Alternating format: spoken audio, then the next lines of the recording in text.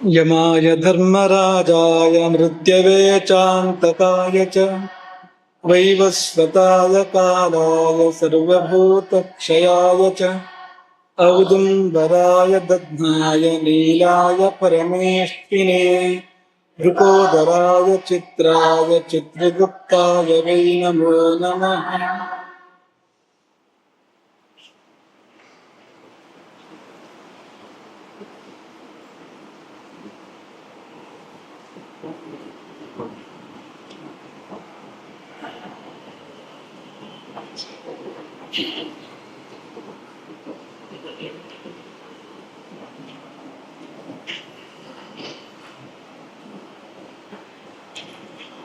ಗರ್ಭದಲ್ಲಿಯೇ ಭಗವದ್ ದರ್ಶನವಾದರೂ ಕೂಡ ಗರ್ಭಸ್ಥ ಶಿಶುವು ಅಷ್ಟು ಮಾತ್ರದಿಂದ ಮುಕ್ತಿ ಪಡೆಯುವುದಿಲ್ಲ.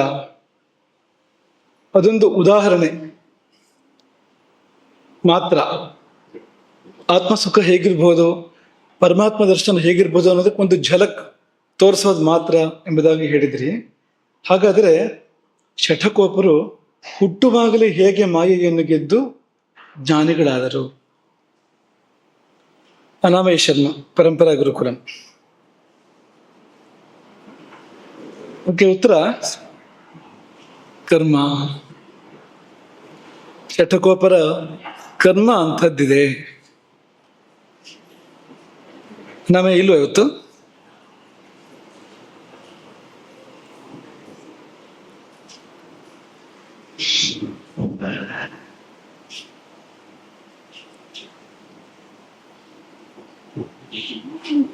ಈ ಮಗು ಹುಟ್ಟಿದ ಮೇಲೂ ಕೂಡ 12 ವರ್ಷ ಆಗುವವರೆಗೆ ಕರ್ಮ ಇಲ್ಲ. ಅದಕ್ಕೆ ಮಾಡಿದ ಪುಣ್ಯ ಪಾಪಗಳಿಗೆ, ಅದರಲ್ಲಿ ಪಾಪಗಳಿಗೆ ವಿಶೇಷ ಫಲ ಇಲ್ಲ. ಇನ್ನೊಮ್ಮೆ ನೋಡೋಣ ಅದನ್ನ. ಹಾಗಿರುವಾಗ ಗರ್ಭದಲ್ಲಿರುವ ಶಿಶುವಿಗೆ ಯಾವ ಕರ್ಮ ಇದೆ? ಈ ಜನ್ಮದ ಕರ್ಮ ಇಲ್ಲವೇ ಇಲ್ಲ. ಹಾಗಾದ್ರೆ ಹೇಗೆ ಶಠಕೋಪರಿಗೆ ಅಂಥದ್ದೊಂದು ವಿಶೇಷ ಏರ್ಪಟ್ಟಿತು ಅಂದ್ರೆ, ಪೂರ್ವಕರ್ಮ. ಪೂರ್ವದಲ್ಲಿ ಸಾಧನೆ ನಡೆದಿದೆ, ಅದು ಪೂರ್ತಿ ಆಗ್ಬಿಟ್ಟಿದೆ ಸಾಧನೆ. ಈಗ ಬರ್ತಾ ಇರುವಂಥದ್ದು ಒಂದು ಕರ್ಮಶೇಷ ಅಂತಲೇ ಅನ್ಕೊಡಿ ನೀವು. ಬೇಕಾದ್ರೆ ಒಂದಿಷ್ಟು ಪ್ರಪಂಚಕ್ಕೆ ಒಳ್ಳೇದು ಮಾಡುವಂಥದ್ದಿದೆ, ಅವರು ಅದಕ್ಕೋಸ್ಕರವಾಗಿ ಬರ್ತಾ ಇದ್ದಾರೆ. ಹಾಗಾದ್ರಿಂದ ಅವ್ರು ಬಂದಿರೋದು ಮಾತ್ರ ಹೊರತು ಅವರಿಗೆ ಬಂಧನ ಏನೂ ಇಲ್ಲ. ಯಾಕೆಂದ್ರೆ ಬಂಧನ ಇರ್ಬೇಕಾದ್ರೆ ಹುಟ್ಟುವಾಗ ತಲೆ ಕೆಳಗಾಗಿ ಹುಟ್ಟಬೇಕು, ಮಾತ್ರ ಅಲ್ಲ ಅಳಬೇಕು ಹುಟ್ಟಿದ ಕೂಡಲೇ, ಇಂಥದ್ದೆಲ್ಲ ಆಗ್ಬೇಕು. ಅದ್ಯಾವುದು ಆಗದೆ ಇದ್ರೆ ಆ ಮಗುವಿಗೆ ಬಂಧನ ಇಲ್ಲ ಅಂತ ಲೆಕ್ಕ. ಒಳ್ಳೆ ಕಾರಣಕ್ಕೆ ಅದ್ಯಾವುದು ಆಗದೆ ಇದ್ರೆ, ಹುಟ್ಟಿದ ಮಗು ಅಳದೇ ಇದ್ರೆ, ಅದೇ ಆನಂದ, ಅದೇ ಒಂದು ಸಂತೋಷ ಮಗುವಿಗೆ ಮುಂದುವರೆದ್ರೆ, ಅದರಲ್ಲಿಯೂ ಶೀರ್ಷೋದಯ ಮತ್ತು ಪಾದೋದಯ ಅಂತ ಹೇಳ್ತಾರಲ್ಲ, ಅಲ್ಲಿ ಪಾದ ಮುಂದಾಗಿ ಹುಟ್ಟಿದ್ರೆ, ತಲೆ ಮೇಲಕ್ಕೆ ಇಟ್ಕೊಂಡು ಪಾದ ಮುಂದಾಗಿ ಹುಟ್ಟಿದ್ರೆ, ಹೀಗೆಲ್ಲ ಆದಾಗ ಆ ಮಗುವಿಗೆ ಅಂತರ್ಜ್ಞಾನ ಹಾಗೆ ಉಳಿದಿರುವ ಸಾಧ್ಯತೆ. ಒಳಗಿರುವ ಜ್ಞಾನ ಗರ್ಭದಲ್ಲಿದ್ದಾಗ ಯಾವ ಒಂದು ಸಾಕ್ಷಾತ್ಕಾರ ಏರ್ಪಟ್ಟಿದೆಯೋ ಅದು ಮರೆಯಾಗಿಲ್ಲ ಎಂಬ ಸೂಚನೆಗಳು ಇವೆಲ್ಲವೂ ಕೂಡ. ಅದು ಸಾಮಾನ್ಯ ಶಿಶುಗಳಿಗೆಲ್ಲ ಆಗುವಂಥದ್ದಲ್ಲ. ಯಾಕೆಂದ್ರೆ ಸಾಮಾನ್ಯ ಶಿಶುಗಳೆಲ್ಲ ಜ್ಞಾನಿಗಳಲ್ಲ, ಅವ್ರು ಇನ್ನೂ ಸಾಧನೆ ಮಾಡಬೇಕು ಹೊರತು ಈಗಾಗಲೇ ಸಾಧನೆ ಮಾಡಿ ಸಿದ್ಧರಾಗಿರುವವರಲ್ಲ. ಶಠಕೋಪರು ಸಿದ್ಧರು, ಆದ್ರೆ ಎಲ್ಲರೂ ಕೂಡ ಹಾಗಿರೋದಿಲ್ಲ. ಎಲ್ಲೋ ಅಪರೂಪದಲ್ಲಿ ಒಬ್ಬರು ಮಾತ್ರ ಹಾಗಿರ್ಬೋದು. ಶ್ರೀರಾಮ ಅಥವಾ ಶ್ರೀಕೃಷ್ಣ ಇಂಥವರು, ಶಂಕರಾಚಾರ್ಯರು ಅಂಥವರೆಲ್ಲ ಹುಟ್ಟುವಾಗಲೇ ಅವರು ಜ್ಞಾನಿಗಳು ಅಥವಾ ಹೆಚ್ಚು ಕಡಿಮೆ ಹಾಗೆ ಅಂತ ಲೆಕ್ಕ. ಯಾವುದೋ ಒಂದು ಸಂದರ್ಭ ಕಾಯ್ತಾ ಇದೆ ಅಷ್ಟೇ ಹೊರತು ಪ್ರಕಟ ಆಗ್ತದೆ ಕೂಡಲೇ ಅದು ಅಂತ. ಉಳಿದವರೆಲ್ಲ ಹಾಗಲ್ಲ. ಉಳಿದವರೆಲ್ಲ ಅವರು ಮಾಯೆಗೆ ಒಳಗಾಗಿ, ವಿಷ್ಣು ಮಾಯೆಗೆ ಒಳಗಾಗಿ, ತಲೆ ಕೆಳಗಾಗಿ ಈ ಪ್ರಪಂಚಕ್ಕೆ ಬರುವಾಗಲೇ ದುಃಖವನ್ನು ಅನುಭವಿಸಿ ಆಮೇಲೆ ಜೀವನ ಇಡೀ ಹುಟ್ಟುವಾಗ ತಾನೊಬ್ಬ ಅಳ್ತಾನೆ, ಹೋಗುವಾಗ ಎಲ್ಲರನ್ನೂ ಅಳಿಸಿ ಹೋಗ್ತಾನೆ ಅಂತ. ತಾನೊಬ್ಬ ಅಳೋದು ಮಾತ್ರ ಅಲ್ಲ, ಇನ್ನೂ ಒಂದಷ್ಟು ಜನರನ್ನ ಅಳಿಸಿ, ಅವನು ಒಳ್ಳೆ ರೀತಿಯಲ್ಲಿ ಬದುಕಿದ್ರೆ ಇನ್ನೂ ಒಂದಷ್ಟು ಜನರನ್ನ ಅಳಿಸಿ ಹೋಗ್ತಾನೆ ಅಂತ. ಅಳುವಿಗೆ ಅಭಿವೃದ್ಧಿ ಬಂತು ನೋಡಿ. ಹುಟ್ಟುವಾಗ ಒಂದೇ ಅಳುವು ಇದ್ದಿದ್ದು, ಮತ್ತೆಲ್ಲ ನಗ್ತಾ ಇದ್ರು. ಆದ್ರೆ ಹೋಗುವಾಗ ಅನೇಕ ಅಳುಗಳು ಜೊತೆಯಲ್ಲಿ ಅಂತ. ಹೀಗೆಲ್ಲ ಮಾಡಿ ಅವನು ದೇಹ ಬಿಡ್ತಾನೆ. ಹಾಗಾಗಿ ಪೂರ್ವಕರ್ಮವೇ ಕಾರಣ, ಮೊದಲೇ ಮಾಡಿದ ಸಾಧನೆ ಕಾರಣ ಅದಕ್ಕೆ ಅಂತ. ಕೆಲವು ಪಾಠಗಳ ಮೊದಲು ತಾವು ಕೈಕೇಯಿ ಮೇಲೆ ದಶರಥನಿಗೆ ತುಂಬಾ ಪ್ರೀತಿ ಇತ್ತು ಎಂದು ತಿಳಿಸಿದ್ದೀರಿ. ಆದರೆ ಪುತ್ರಕಾಮೇಷ್ಟಿಯ ಪ್ರಸಾದ ಪಾಯಸವನ್ನು ಹಂಚುವಲ್ಲಿ ಕೈಕೇಯಿಯ ಬಗ್ಗೆ ತಾರತಮ್ಯ ಮಾಡಿದ್ದು ಕಾಣುತ್ತದೆ. ಅಷ್ಟು ಪ್ರೀತಿ ಇದ್ದು ದಶರಥನು ಅದೇಕೆ ಆಕೆಗೆ ಪಾಯಸವನ್ನು ಕಡಿಮೆ ನೀಡಿದನು ಎಂದು ಕೇಳಿದ್ದು ಓಂಕಾರ ಪರಂಪರಾ ಗುರುಕುಲ. ಕನಿಕರ ಕೈಕೇಯಿ ಬಗ್ಗೆ.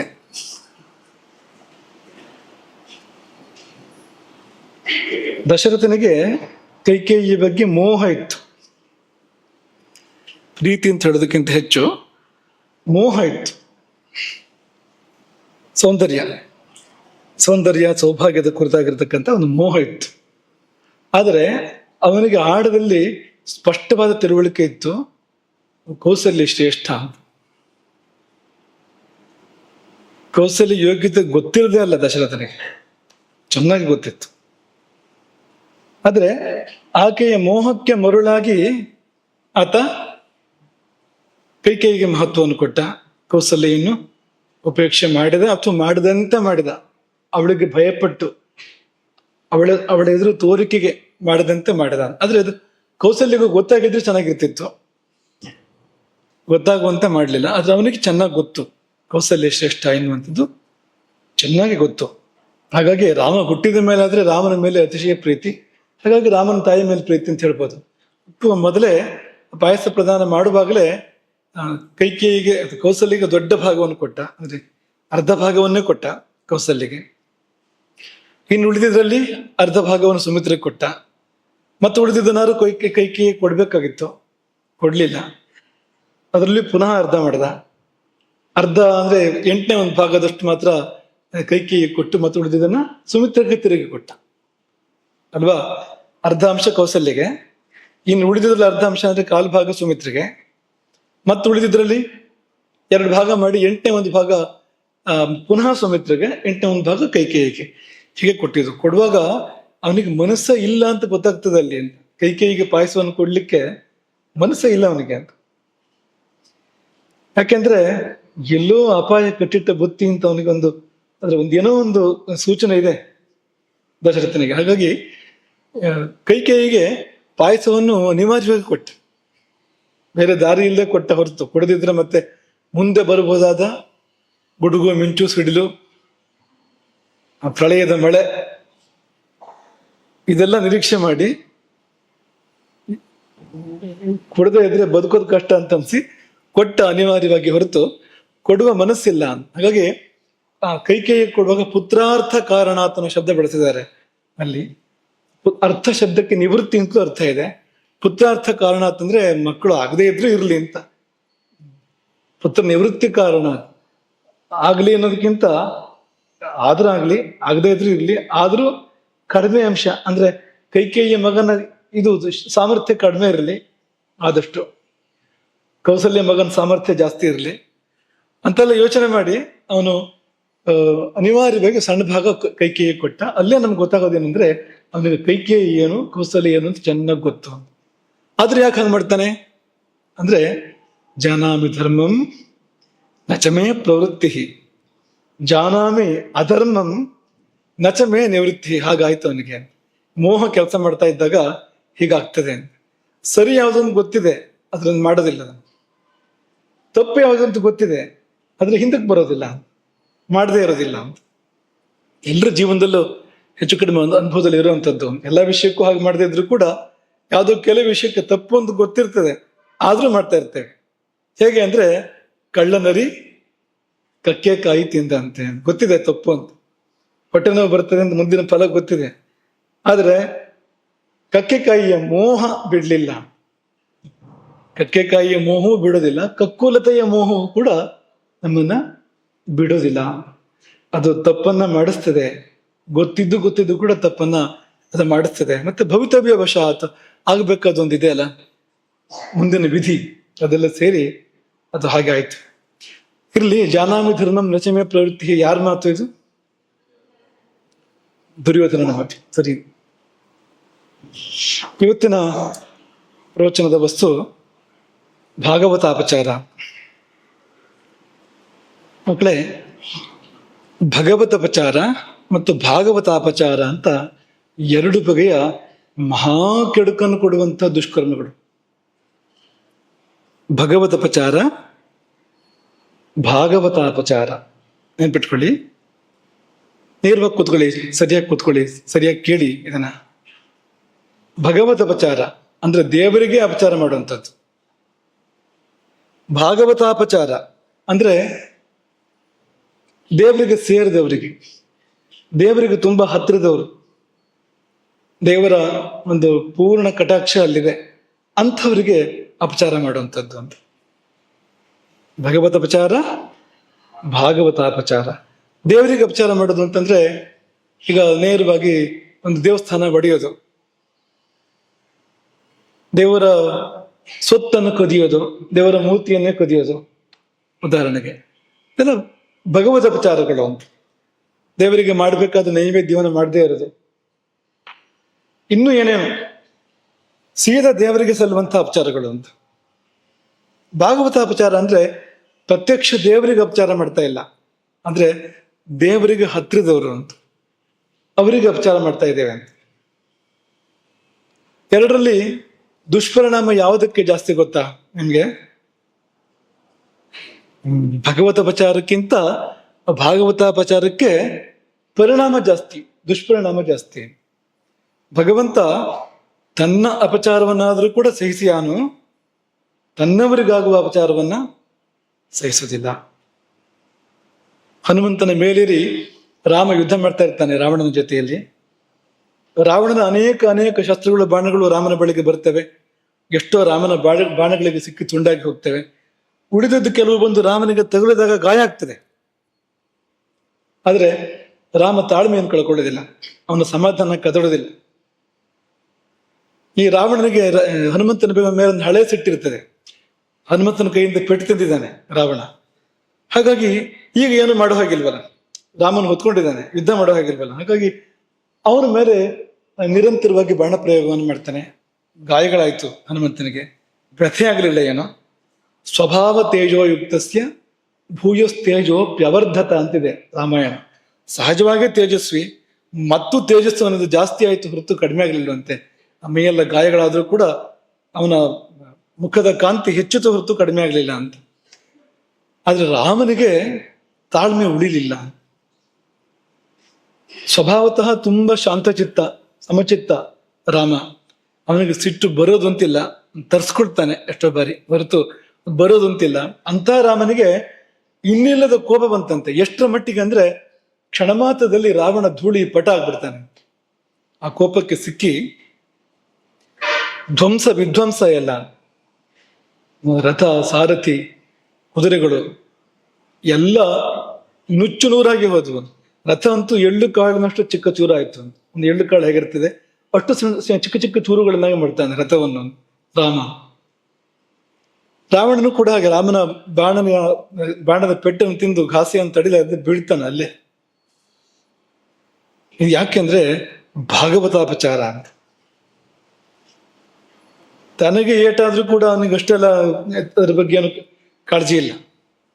ಆದ್ರೆ ಭಾಗವತೋತ್ತಮ ಹನುಮಂತ, ಅವನಿಗೆ ಏಟಾಯ್ತು ಅಂದ್ರೆ ತಡಿಲಿಕ್ಕೆ ಆಗೋದಿಲ್ಲ. ಅದಕ್ಕೆ ಇದು ಒಂದು ಉದಾಹರಣೆ.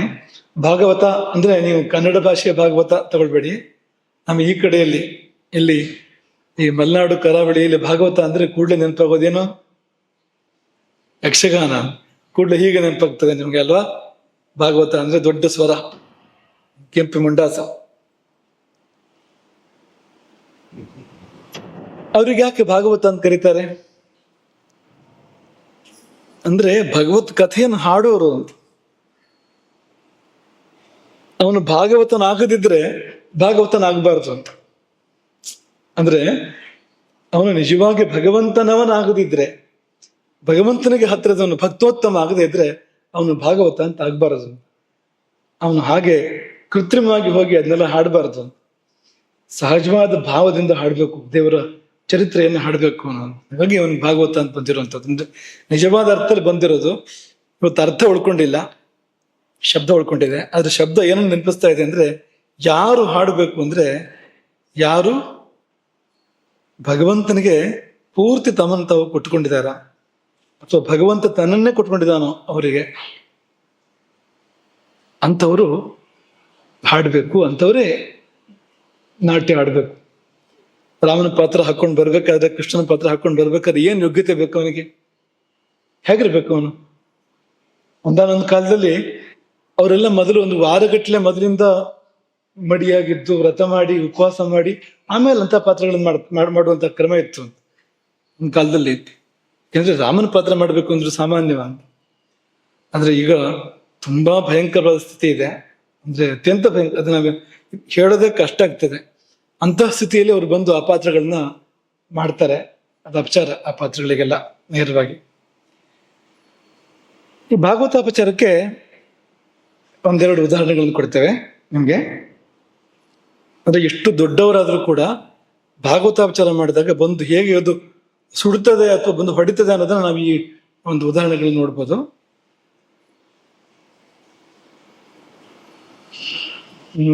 ಸಂಕ್ಷೇಪಗಳು ಅಂತ ನಿಮ್ಗೆ ಇದನ್ನ.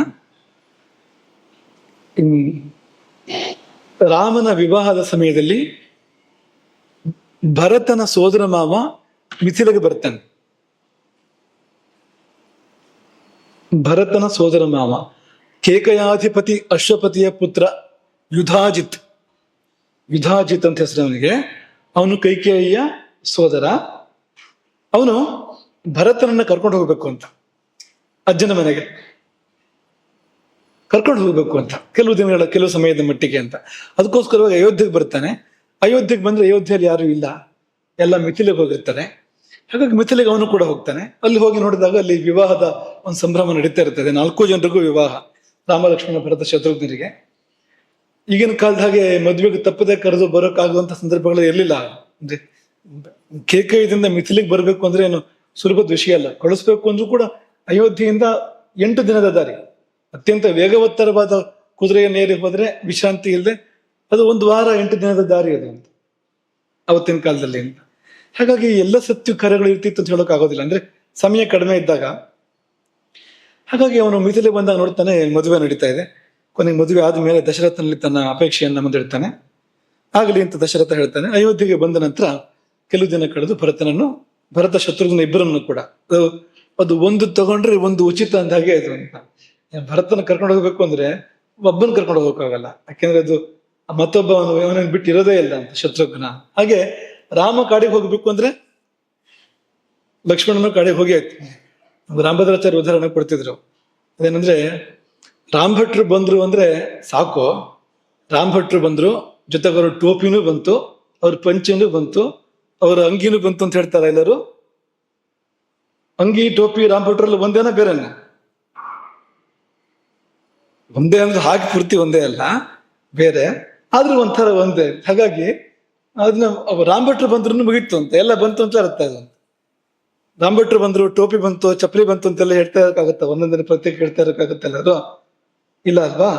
ಹಾಗೆ ಯಾವುದು ಅಂಗಭೂತವಾಗಿದೆಯೋ, ಈಗ ನೀವು ಬಂದ್ರೆ ನಿಮ್ ಕೈ ಬಂತು ಅಂತಲೇ ಅರ್ಥ, ಅದಕ್ಕೆ ಕಾಲು ಬಂತು ಅಂತಲೇ ಅರ್ಥ. ಕಾಲು ಬಂತ ಕೈಯು ಬಂತ ಅಂತ ಕೇಳ್ಬೇಕಾಗಿದೆ. ಮತ್ತೆ ನೀವು ಊಟಕ್ಕೆ ಹೋದಾಗ ಕೇಳ್ತಾರ, ನಂಗೆ ಅಲ್ಲಿ ಊಟ ಮಾಡೋ ಹೊತ್ತಲ್ಲಿ ಹೊಟ್ಟೆ ತಂದಿಯಾ ಅಂತ ಕೇಳ್ತಾರ? ಅಥವಾ ನೀವ್ ಹೇಳ್ತೀರಾ ಹೊಟ್ಟೆ ಮರೆತು ಬಿಟ್ಟು ಬಂದ್ಬಿಟ್ಟೆ ಅಂತ ಹೇಳ್ತೀರಾ ಯಾವತ್ತಲ್ವಾ? ಅಯ್ಯೋ ದೇವ್ರೆ ಹೊಟ್ಟೆ ಮರೆತು ಬಿಟ್ಟು ಬಂದ್ಬಿಟ್ಟೆ ಅಂತ ಹೇಳ್ತೀರಾ ಎಲ್ಲರೂ? ಇಲ್ಲ ಅಲ್ವಾ? ಯಾಕಿಲ್ಲ? ಕೆಲವು ಅಂಗ, ಅದು ಅಂಗವಾದಾಗ ಅದು ಬಿಟ್ಟಿರೋದಿಲ್ಲ, ಜೊತೆ ಬಂದ್ಬಿಡುತ್ತೆ. ಈ ಅಂಗತ್ವ ಅನ್ನೋದೇ ಹಾಗೆ ಅಂತ. ಅದು ಬಿಟ್ಟಿರೋಕ್ ಸಾಧ್ಯವೇ ಇಲ್ಲ. ಬಿಟ್ಟಿರೋಕ್ ಸಾಧ್ಯ ಇದ್ರೆ ಅದು ಅಂಗ ಅಲ್ಲ ಅದು. ಹಾಗೆ ಲಕ್ಷ್ಮಣ ರಾಮನಿಗೆ ಅಂಗ, ಶತ್ರುಘ್ನ ಭರತನಿಗೆ ಅಂಗ. ಹೀಗಾಗಿ ಒಬ್ರನ್ನೊಬ್ರು ಬಿಟ್ಟಿರ್ತಾ ಇರ್ಲಿಲ್ಲ. ಭರತ ಶತ್ರುಘ್ನ ಇಬ್ರು ಕೂಡ ರಾಜಗೃಹಕ್ಕೆ, ಕೇಕಯದ ರಾಜಧಾನಿ ಇದು, ಅಲ್ಲಿಗೆ ಹೋದ್ರು. ಅಲ್ಲಿಗೆ ಹೋದ ಮೇಲೆ ದಶರಥ ಏನ್ ಮಾಡ್ತಾನೆ ಅಂದ್ರೆ ರಾಮನ ಪಟ್ಟಾಭಿಷೇಕದ ಚಿಂತನೆಗಳನ್ನು ಮಾಡ್ತಾನೆ. ಕೆಲವು ನಿಮಿತ್ತಗಳು ಆಯ್ತು ಅವನಿಗೆ. ಸಂಕಲ್ಪ ಮೊದಲಿಂದಲೇ ಇತ್ತು, ರಾಮನಿಗೆ ಮುಂದೆ ರಾಜ್ಯವನ್ನು ರಾಮನಿಗೆ ಕೊಡಬೇಕು, ಅವನೇ ಈಗ ಯುವರಾಜನಾಗಬೇಕು, ಮುಂದೆ ರಾಜನಾಗಬೇಕು ಅನ್ನುವ ಯೋಚನೆ ಮೊದಲಿಂದಲೇ ಇದೆ. ಅಲ್ಲೇನು ವ್ಯತ್ಯಾಸ ಇಲ್ಲ. ಎಲ್ಲರ ಮನಸ್ಸಲ್ಲೂ ಹಾಗೇ ಇದೆ, ದಶರಥನ ಮನಸ್ಸಲ್ಲೂ ಕೂಡ ಹಾಗೇ ಇದೆ. ಹಾಗಾಗಿ ರಾಮನ ಪಟ್ಟಾಭಿಷೇಕದ ಸಿದ್ಧತೆಗಳನ್ನು ಮಾಡ್ತಾನೆ. ರಾಮನನ್ನು ಕರೆದು ಹೇಳ್ತಾನೆ, ನಿನಗೆ ಯುವರಾಜ್ಯ ಪಟ್ಟಾಭಿಷೇಕ ಆಗ್ತಾ ಇದೆ, ಸಿದ್ಧ ಆಗು ಅಂತ ಹೇಳಿದಾಗ ಆ ಮಾತಾಡ್ತಾ ಮಾತಾಡ್ತಾ ಮಧ್ಯೆ ಒಂದು ಮಾತು ಒಂದು ಬಾಯಿಂದ ಬಂದ್ಬಿಡುತ್ತೆ. ಅದೇನು ಅಂದ್ರೆ, ವಿಪ್ರೋಷಿತಶ್ಚ ಭರತೋ ಯಾವದೇವ ಪುರಾದಿತ ತಾವದೇವ ಅಭಿಷೇಕಸ್ತೆ ಪ್ರಾಪ್ತಕಾಲು ಮತ್ತು ಮಮ. ಮಾವನ ಮನೆಗೆ ಹೋದ ಭರತ ಮರಳಿ ಬರುವುದರೊಳಗಾಗಿ ನಿನಗೆ ಪಟ್ಟಾಭಿಷೇಕ ಆಗಬೇಕು. ಇದು ನನ್ನ ಅಭಿಪ್ರಾಯ, ಇದು ನನ್ನ ತೀರ್ಮಾನ. ಅರ್ಥ ಆಯ್ತಾ ನಿಮ್ಗೆ ದಶರಥ ಏನ್ ಹೇಳ್ತಿದ್ದಾನೆ ಅಂತ? ಭರತನ ಅನುಪಸ್ಥಿತಿಯಲ್ಲಿ ಆಗ್ಬೇಕು ಇದು ಅಂತ ದಶರಥ ಹೇಳ್ತಾ ಇರುವಂತದ್ದು. ಭರತ ಇದ್ದಾಗ ಆಗ್ಬಾರ್ದು ಅಂತ ಸ್ಪಷ್ಟವಾಗಿ ಹೇಳ್ತಾ ಇದ್ದಾನೆ ಅದನ್ನ. ವಿಪ್ರೋಷಿತ ಅಂದ್ರೆ ಊರು ಬಿಟ್ಟು ಬೇರೆ ಕಡೆಗೆ ಕೇಕೈಕ್ಕೆ ಹೋಗಿದ್ದಾನೆ ಭರತ. ಯಾವ ದೇವ ಅವನು ಅಲ್ಲೇ ಇರ್ಬೇಕು, ಅವನು ಇಲ್ಲಿ ಬರೋಕ್ಕಿಂತ ಮುಂಚೆ ಈ ಕಾರ್ಯ ಮಾಡಿ ಮುಗಿಸ್ಬಿಡೋಣ. ಆಮೇಲೆ ಮುಂದೊಂದು ಮತ್ತನ್ನ ಭರತನ ಬಗ್ಗೆ ಒಳ್ಳೆ ಮಾತನ್ನು ಹೇಳ್ತಾನೆ. ಏನ್ ಹೇಳ್ತಾನೆ? ಹೌದು, ಅವನು ಒಳ್ಳೆಯವನೇ. ಕಾಮಂ ಖಲು ಸದಾಂ ವೃತ್ತೆ ಭ್ರಾತಾತೆ ಭರತ ಸ್ಥಿತ. ಭರತ ಸತ್ಪುರುಷ ಮಾರ್ಗದಲ್ಲೇ ಇದ್ದಾನೆ, ದುಷ್ಟರ ಮಾರ್ಗದಲ್ಲಿ ಏನಿಲ್ಲ, ದುರ್ಮಾರ್ಗದಲ್ಲಿ ಇಲ್ಲ, ಸನ್ಮಾರ್ಗದಲ್ಲೇ ಇದ್ದಾನೆ. ಜ್ಯೇಷ್ಠಾನುವೃತ್ತಿ, ನಿನ್ನನ್ನು ಅನುಸರಿಸ್ಕೊಂಡಿರ್ತಕ್ಕಂಥವನು, ನಿನ್ನನ್ನು ಮೀರಿ ಇರುವವನು ಅಲ್ಲ, ಧರ್ಮಾತ್ಮ ಅವನು. ಸಾನುಕ್ರೋಶ ಕರುಣಾಳು, ಜಿತೇಂದ್ರಿಯ, ಅವನಿಗೆ ಆತಲ್ಲ ಹಪಹಪ್ಪಿಗಳಿಲ್ಲ, ಸಂಯಮ ಇದೆ ಅವನಿಗೆ. ಇದೆಲ್ಲ ಹೌದು, ಆದ್ರೂ ಯಾರಿಗ್ ಗೊತ್ತು, ಮನುಷ್ಯರ ಮನಸ್ಸು ಚಂಚಲ. ಕಿಂತು ಚಿತ್ತಂ ಮನುಷ್ಯಾಣ ಅನಿತ್ಯ ಮಿತಿ ಮೇಮತಿ. ಮನುಷ್ಯರ ಮನಸ್ಸು ಚಂಚಲ, ಯಾವಾಗ ಏನು ಅಂತ ಹೇಳೋಕ್ ಸಾಧ್ಯ ಇಲ್ಲ. ಇಲ್ಲಿ ಯಾವುದವನು ರಾಜ್ಯ ತನಗೆ ಸೇರಬೇಕು ಅಂತ ಹೇಳಿದ್ರೆ ಭರತ ಒಂದು ಸಣ್ಣ ಸಂದಿಗ್ಧವೂ ಕೂಡ ಇದೆ. ಕೈಕೇಯಿಯನ್ನ ಮದುವೆ ಆಗುವಾಗ ಕೈಕೇಯಿ ಚಿಕ್ಕ ಹುಡುಗಿ, ದಶರಥನಿಗೆ ವಯಸ್ಸಾಗಿದೆ. ಆ ಮದುವೆ ಆಗೋ ಸಂದರ್ಭದಲ್ಲಿ ಸೇರ್ತಾ ಇದ್ದ ಕಾಲ ದಶರಥನಿಗೆ. ಆ ಸಮಯದಲ್ಲಿ ಒಂದು ಮಾತನ್ನು ಅಲ್ಲಿ ಕೊಟ್ಬಿಟ್ಟಿದ್ದಾನಲ್ಲಿ, ಒಂದು ಮಾತನ್ನು ಹೇಳಿದಾನಲ್ಲಿ. ಅವ್ರು ಕೇಳಿದಾರೆ, ಇವಳು ಮಗನಿಗೆ ರಾಜ್ಯಾಭಿಷೇಕ ಆಗ್ತದ ಅಂತ ಕೇಳಿದಾರೆ. ಇವಳು ಮಗನಿಗೆ ರಾಜ್ಯ ಕೊಡ್ತೀರಾ? ಕೈಕೇಯಿ ನಿಮಗೆ ಕೊಟ್ರೆ ಕೈಕೇಯಿ ಮಗನಿಗೆ ರಾಜ್ಯ ಕೊಡ್ತೀರಾ? ಕೌಸಲ್ಯ ಮಕ್ಕಳಿಲ್ವಲ್ಲ, ರಾಜ್ಯ ಕೊಡ್ತೀರಾ ಅಂತ ಕೇಳಿದ್ದಾರೆ ಅಲ್ಲಿ. ಆ ಒಂದು ನೆನಪಲ್ಲಿ ದಶರಥ ಹೇಳ್ತಾ ಇರುವಂತದ್ದು. ಹಾಗಾಗಿ ಎಲ್ಲಾದ್ರೂ ಅದನ್ನ ಇಟ್ಕೊಂಡು ಭರತ ರಾಜ್ಯ ಬೇಕು ಅಂತ ಕೇಳಿದ್ರೆ, ತನಗೆ ರಾಜ್ಯ ಬೇಕು ಅಂತ ಕೇಳಿದ್ರೆ, ಯಾವುದಕ್ಕೂ ಅವ್ನು ಇಲ್ಲದೆ ಇದ್ದಾಗ ನಾವು ಇದನ್ನ ಮಾಡಿ ಮುಗಿಸ್ಬಿಡೋಣ, ಆಮೇಲೆ ಗೊತ್ತಾಗಲಿ. ಏನಿದು? ಇದು ಭಾಗವತ ಅಪಚಾರ. ಯಾಕೆಂದ್ರೆ ಭರತ ರಾಮನಿಗೆ ತುಂಬಾ ಹತ್ತಿರದವನು. ಪ್ರಥಮೋದಾಹರಣಾಯ ಭಕ್ತಿ ಭಾಜಾಂ. ಭಕ್ತರಿಗೆ ಮೊದಲನೇ ಉದಾಹರಣೆ ಭರತ. ಪ್ರಥಮೋದಾಹರಣಾಯ ಭಕ್ತಿ ಭಾಜಾಂ, ಹೀಗೆ ಕರೆದಿದ್ದಾರೆ ಭರತನನ್ನ ಅಂತ. ಭಕ್ತಿಗೆ ಮೊದಲ ದೃಷ್ಟ ಅಂತ. ಅವನ ಮೇಲೆ ಇಂಥದೊಂದು ಶಂಕೆಯನ್ನು ಮಾಡಿದ್ದಲ್ಲ ದಶರಥ. ಒಂದು ಸಂಚನ್ನು ಮಾಡಿದ ಜೊತೆಯಲ್ಲಿ, ಅವನು ಇಲ್ಲಿದ್ದಾಗ ಪಟ್ಟಾಭಿಷೇಕ ಮಾಡಬೇಕು ಅಂತ ಅವನಿಗೂ ಆಸೆ ಇರೋದಿಲ್ಲ. ಅಣ್ಣನ ಪಟ್ಟಾಭಿಷೇಕ ನೋಡ್ಬೇಕು ಅಂತ ಅವನಿಗೂ ಆಸೆ ಇರುತ್ತೆ ಅಲ್ವ ಭರತನಿಗೂ. ಹಾಗಿದ್ರು ಅವನಿಗೆ ಅನ್ಯಾಯವಾಗಿ ಇಲ್ಲದಂತೆ ಮಾಡಿ ದಶರಥ ಇದನ್ನು ಏರ್ಪಡಿಸಿದ್ನಲ್ಲ, ಇದರ ಫಲ ಏನು ಗೊತ್ತಾ? ರಾಮನ ಪಟ್ಟಾಭಿಷೇಕವನ್ನ ಭರತ ನೋಡಿದ, ದಶರಥ ನೋಡ್ಲಿಲ್ಲ. ಕರ್ಮ ಹೇಗೆ ಫಲ ಕೊಡ್ತದೆ ನೋಡಿ. ಭರತನಿಗೆ ತಪ್ಪಿಸ್ಬೇಕು ಅಂತ ಹೊರಟಿದ್ದಲ್ವಾ ಪಟ್ಟಾಭಿಷೇಕವನ್ನ, ಉದ್ದೇಶ ಬೇರೆ ಏನೋ ಇದೆ, ಅದ್ ಬೇರೆ. ಆದ್ರೆ ಮಾಡಕ್ ಹೊರಟಿದ್ದೇನಂದ್ರೆ ಭರತನಿಗೆ ತಪ್ಪಿಸ ಹೊರಟಿದ್ದು ಪಟ್ಟಾಭಿಷೇಕವನ್ನ. ತಪ್ಪಲಿಲ್ಲ ಅದು. 14 ವರ್ಷ ಕಳೆದಾದ್ರೂ ಕೂಡ ಭರತನ ಮುಂದೆ ನೆರವೇರುತ್ತದೆ ಪಟ್ಟಾಭಿಷೇಕ. ಮಾತ್ರವಲ್ಲ, ತಿರುಗಿ ಭರತನಿಗೆ ಯುವರಾಜ್ಯ ಪಟ್ಟಾಭಿಷೇಕ ಮಾಡ್ತಾನೆ ರಾಮನ ಯುವರಾಜ ಭರತ ಆಗ್ತಾನೆ ಆಮೇಲೆ ಅಂತ. ಆದ್ರೆ ದಶರಥ ಅದನ್ನು ನೋಡೋದಕ್ಕಿಲ್ಲ ಅಂತ. ಅವನು ಕೊನೆ ಮಾತುಗಳು ಅದೇ ತಾನೆ. ಅವರು ಧನ್ಯರು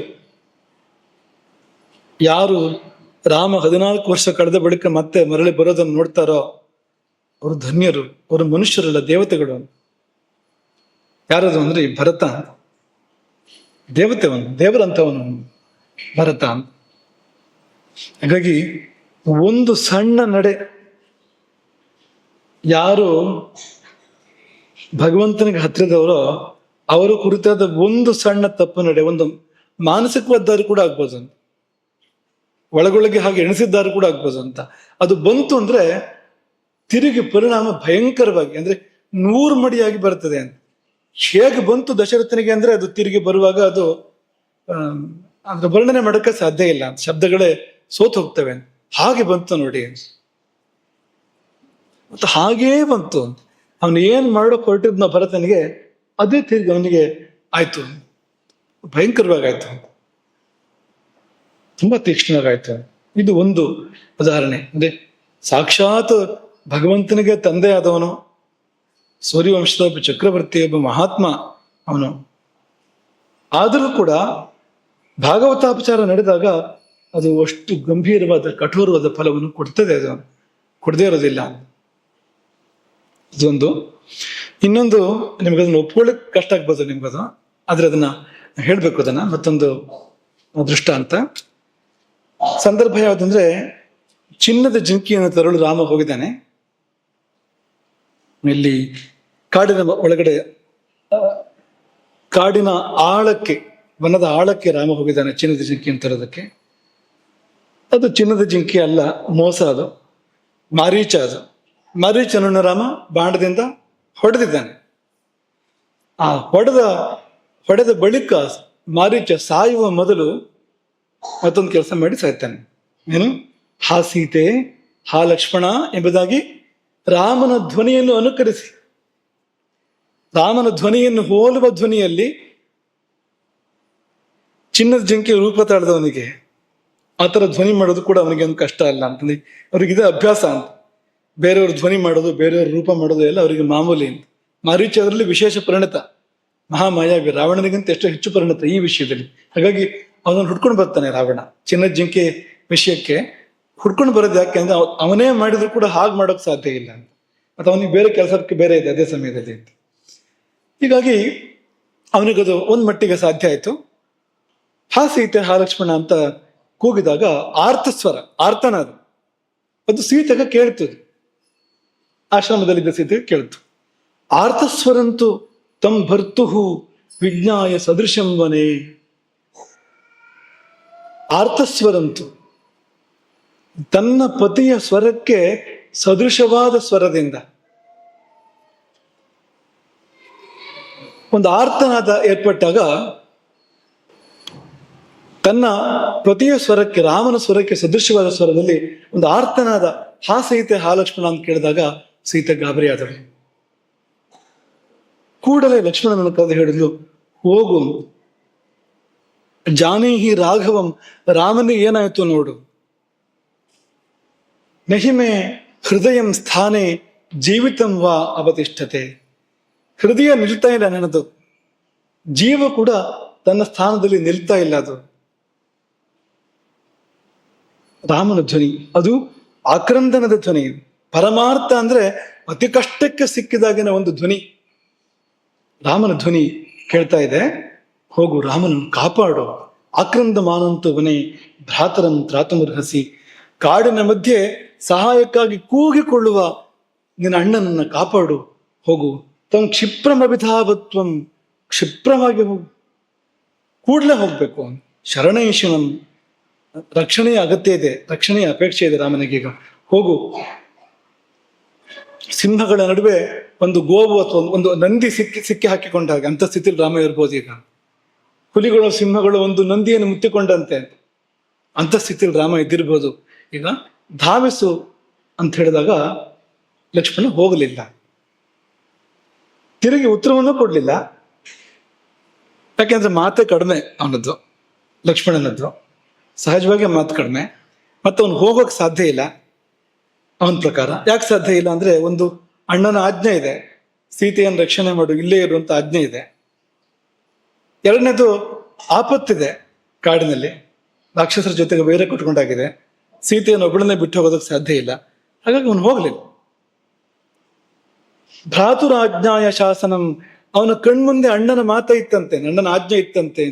ಇಲ್ಲಿಂದ ಕದಲು ಕೂಡುದು, ಇಲ್ಲ ಇರು ನಾನು ಮರಳಿ ಬರುವವರೆಗೆ ಎನ್ನುವ ಒಂದು ಅಣ್ಣನ ಶಾಸನ ಅವನ ಮನಸ್ಸಿನಲ್ಲಿ ಆ ಸಮಯದಲ್ಲಿ ಇತ್ತು. ಸೀತೆಗೆ ಕೋಪ ಬಂತು, ಕಠೋರವಾದ ಕೋಪ ಬಂತು ಸೀತೆಗೆ. ಕುಪಿತ ಜನಕಾತ್ಮಜ, ಕೋಪದ ಭರದಲ್ಲಿ ಸೀತೆ ಆಡಬಾರದನ್ನೆಲ್ಲ ಆಡ್ತಾಳೆ. ಅದು ರಾಮನ ಮೇಲೆ ಪ್ರೀತಿ, ನಿಜವಾಗಿ ಬೇರೆ ಏನೋ ಅಲ್ಲ. ರಾಮನಿಗೇನೋ ತೊಂದರೆ ಆದ್ರೆ ಅನ್ನೋ ಆತಂಕ, ಅದೊಂದು ರೀತಿ ಸನ್ನಿ ಬಂದ ಸ್ಥಿತಿ ಅಂತಲೂ ಹೇಳ್ಬೋದು ನಾವು ಅದನ್ನ. ಅಂದ್ರೆ ಒಂದು ದಿಗ್ಮೂಢ ಸ್ಥಿತಿ ಅಂತಲೂ ಹೇಳ್ಬೋದು.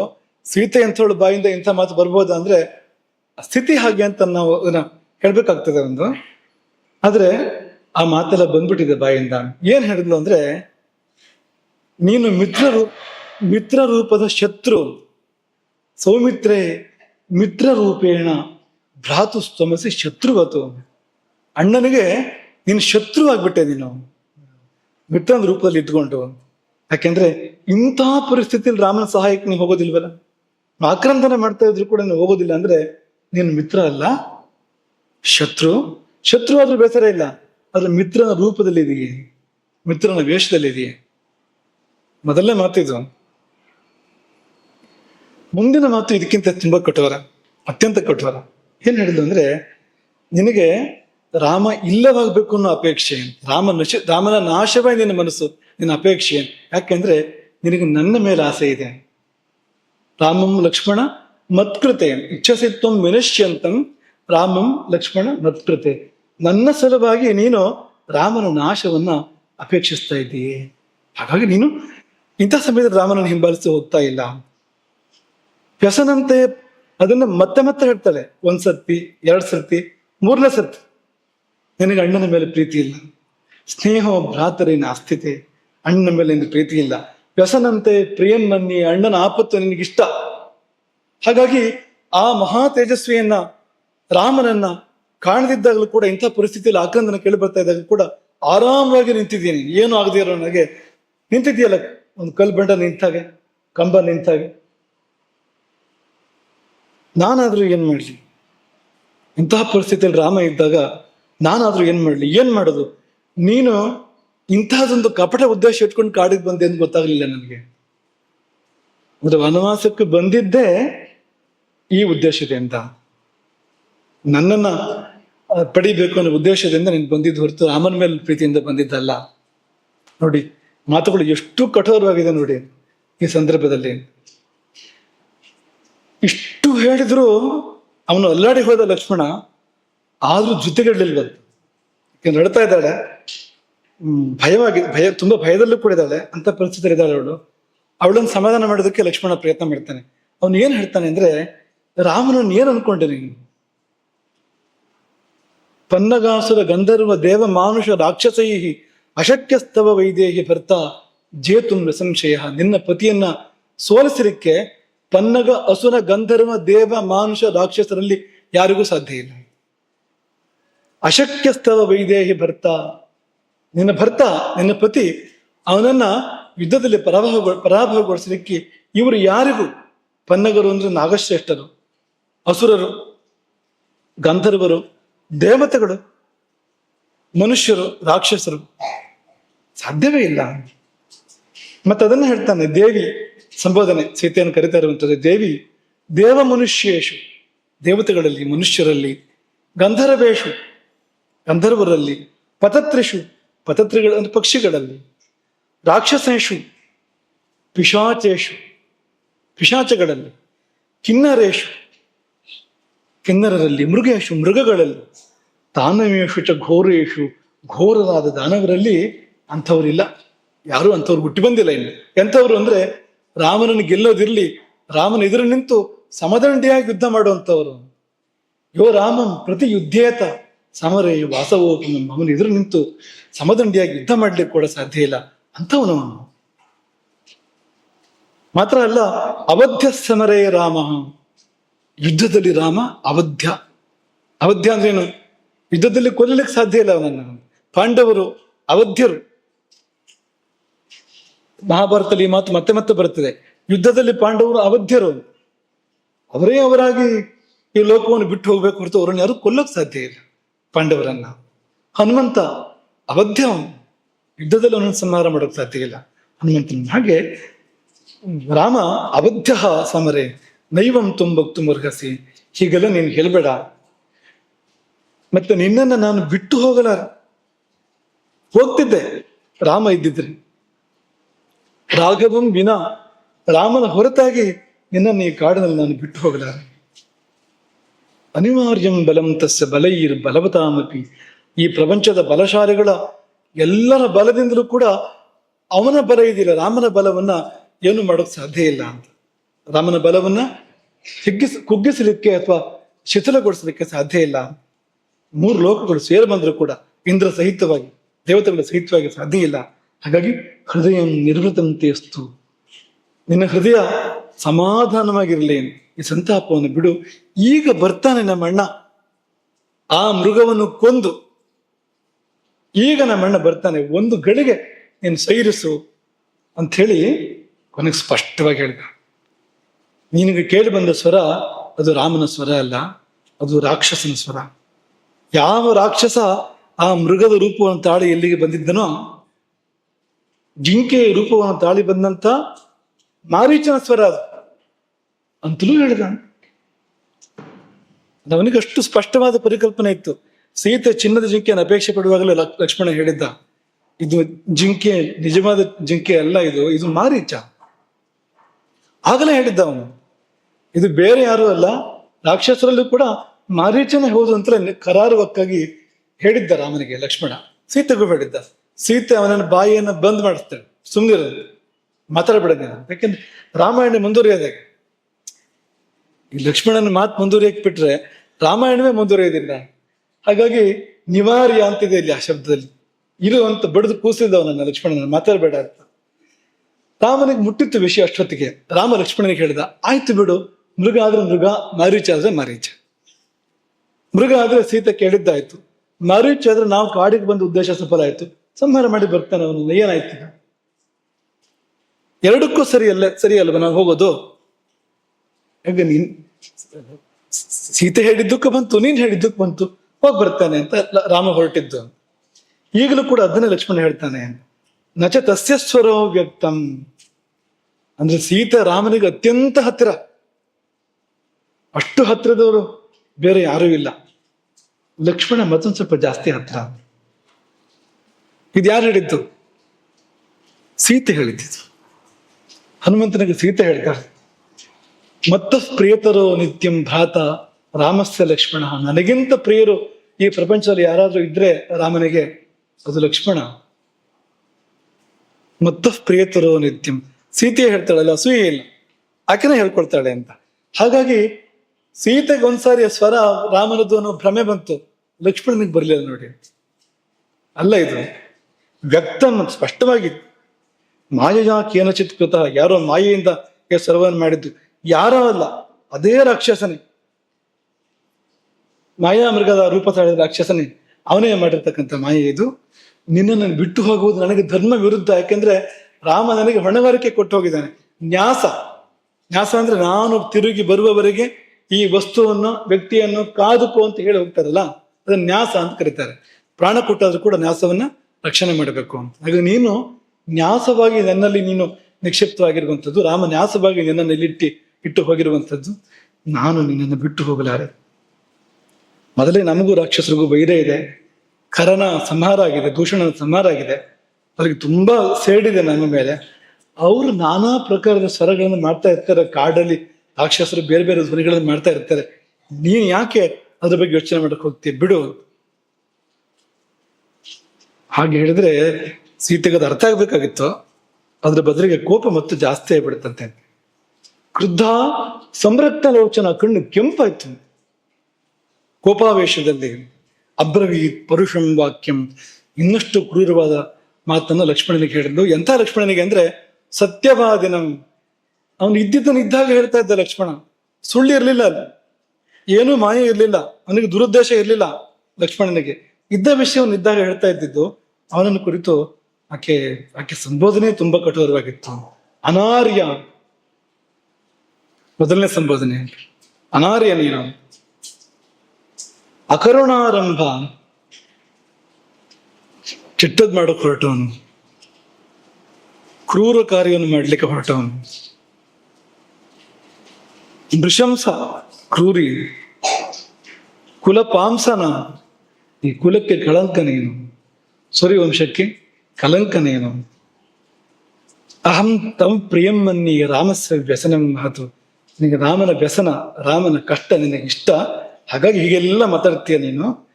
ಏನು ಆಶ್ಚರ್ಯ ಏನೂ ಇಲ್ಲ. ಈ ದುಷ್ಟರು, ಶತ್ರುಗಳು ಯಾರು ಇರ್ತಾರೋ ಅವ್ರು ಇದೇ ರೀತಿ ಇರ್ತಾರೋ, ನಿನ್ನಂಥವ್ರು ಕ್ರೂರಿಗಳು. ನಿತ್ಯಂ ಪ್ರಚ್ಛನ್ನಚಾರಿಷು, ಗೊತ್ತೇ ಆಗದಂತೆ ಭಾರಿ ಬೇಕಾದವರಂತೆ, ಒಳ್ಳೆಯವರಂತೆ, ಹಿತೈಷಿಗಳಂತೆ ಒಟ್ಟಿಗಿರ್ತಕ್ಕಂಥ ಶತ್ರುಗಳು. ಅವರ ನಡೆ ಅಂದ್ರೆ ಆಶ್ಚರ್ಯ ಏನೂ ಅಲ್ಲ ಅಂತ, ಹೀಗೆ ಮಾಡೋದವರು ಇಂಥ ಈ ಸಂದರ್ಭ ಬಂದಾಗ ಅಂತ. ಒಳ್ಳೆಯವರಾದ್ರೆ ಹೀಗೆ ಮಾಡೋಕ್ ಸಾಧ್ಯ ಇಲ್ಲ. ಆದ್ರೆ ನೀನು ವೈರಿ ಆದ್ರೆ, ಪ್ರಚ್ಛನ್ನ ವೈರಿ, ಗುಪ್ತ ವೈರಿ ಆದ್ರೆ ಹೀಗೆ ತಾನೇ ಮಾಡ್ಬೇಕು ನೀನು. ಮತ್ತೆ ಹೇಗೆ ಮಾಡೋದು ನೀನು? ಸುದುಷ್ಟಸ್ತ್ವಂ, ದುಷ್ಟ ಅಲ್ಲ ಸುದುಷ್ಟ.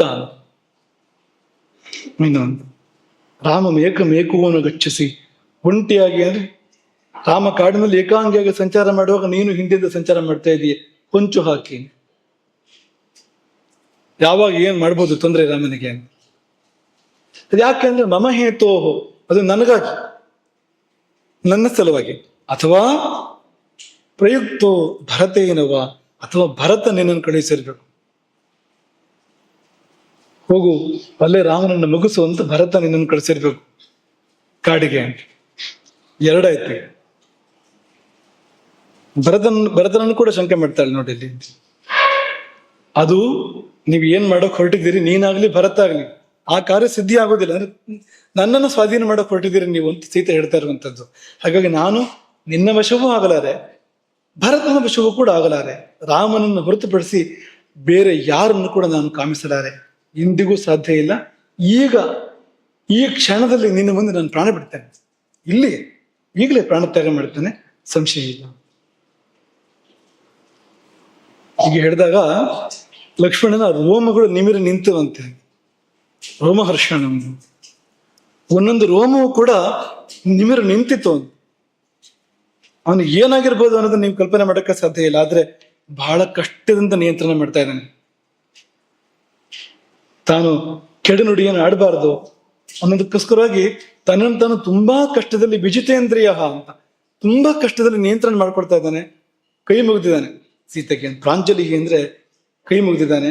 ಸೀತೆ ಹೇಳಿದಂತೆ ಉತ್ತರಂ ನೋತ್ಸಹೇ ಭಕ್ತು, ಈ ಮಾತಿಗೆ ನಾನು ಉತ್ತರ ಹೇಳಿದಾರೆ. ಯಾಕೆ ಹೇಳಿದಾರೆ ಅಂದ್ರೆ ದೈವತಂ ಭವತಿ ಮಮ, ನನ್ನ ಪಾಲಿನ ದೇವರು ನೀನು, ನಾನು ಪೂಜೆ ಮಾಡುವಂತ ದೇವರು ನೀನು. ಪ್ರತಿನಿತ್ಯವೂ ಕೂಡ ಪೂಜಿಸ್ತಾ ಇದ್ದಾನೆ ಅದನ್ನು ಲಕ್ಷ್ಮಣ ಆಕೆಯನ್ನು. ಹಾಗಾಗಿ ಏನು ನಿನ್ನ ಬಗ್ಗೆ ನಾನು ಏನು ಒಂದು ಉತ್ತರ ಕೊಡ್ಲಾರೆ ಅಂತ, ಕೊಟ್ರೆ ಏನು ಕೆಟ್ಟದ್ದು ಬರ್ತದೋ ಅಂತ ಅವನ ಮನಸ್ಸನ ಆತಂಕ ಅಂತ. ಆದ್ರೆ ಹಾಗೆ ಹೇಳ್ತಾ ಇದ್ದು ಕೂಡ ನುಗ್ಗಿ ಬಂತಂತೆ ಮಾತು ಅಂತ. ಅವನಿಗೆ ಎಷ್ಟು ಒಂದು ಕ್ಷಣದಲ್ಲಿ ಬೇಸರ ಆಯ್ತು ಅಂದ್ರೆ ಸ್ತ್ರೀ ಜಾತಿಯ ಹೀಗಿರ್ಬೋದ ಅಂತ ಅನ್ಸ್ಬಿಡ್ತಂತೆ ಒಂದ್ಸತಿ ಅವನಿಗೆ ಅಂತ. ಇಡೀ ಸ್ತ್ರೀ ಜಾತಿಗೆ ಸ್ವಭಾವತ್ವೇಷ ನಾರೀಣ, ನಾರಿಯರೇ ಹೀಗ ಅಂತ ಅನ್ನತ್ರ ಅವನಿಗೆ ಅನ್ನಿಸ್ತು ಆ ಕ್ಷಣದಲ್ಲಿ ಅಂತ ಹೇಳಿ.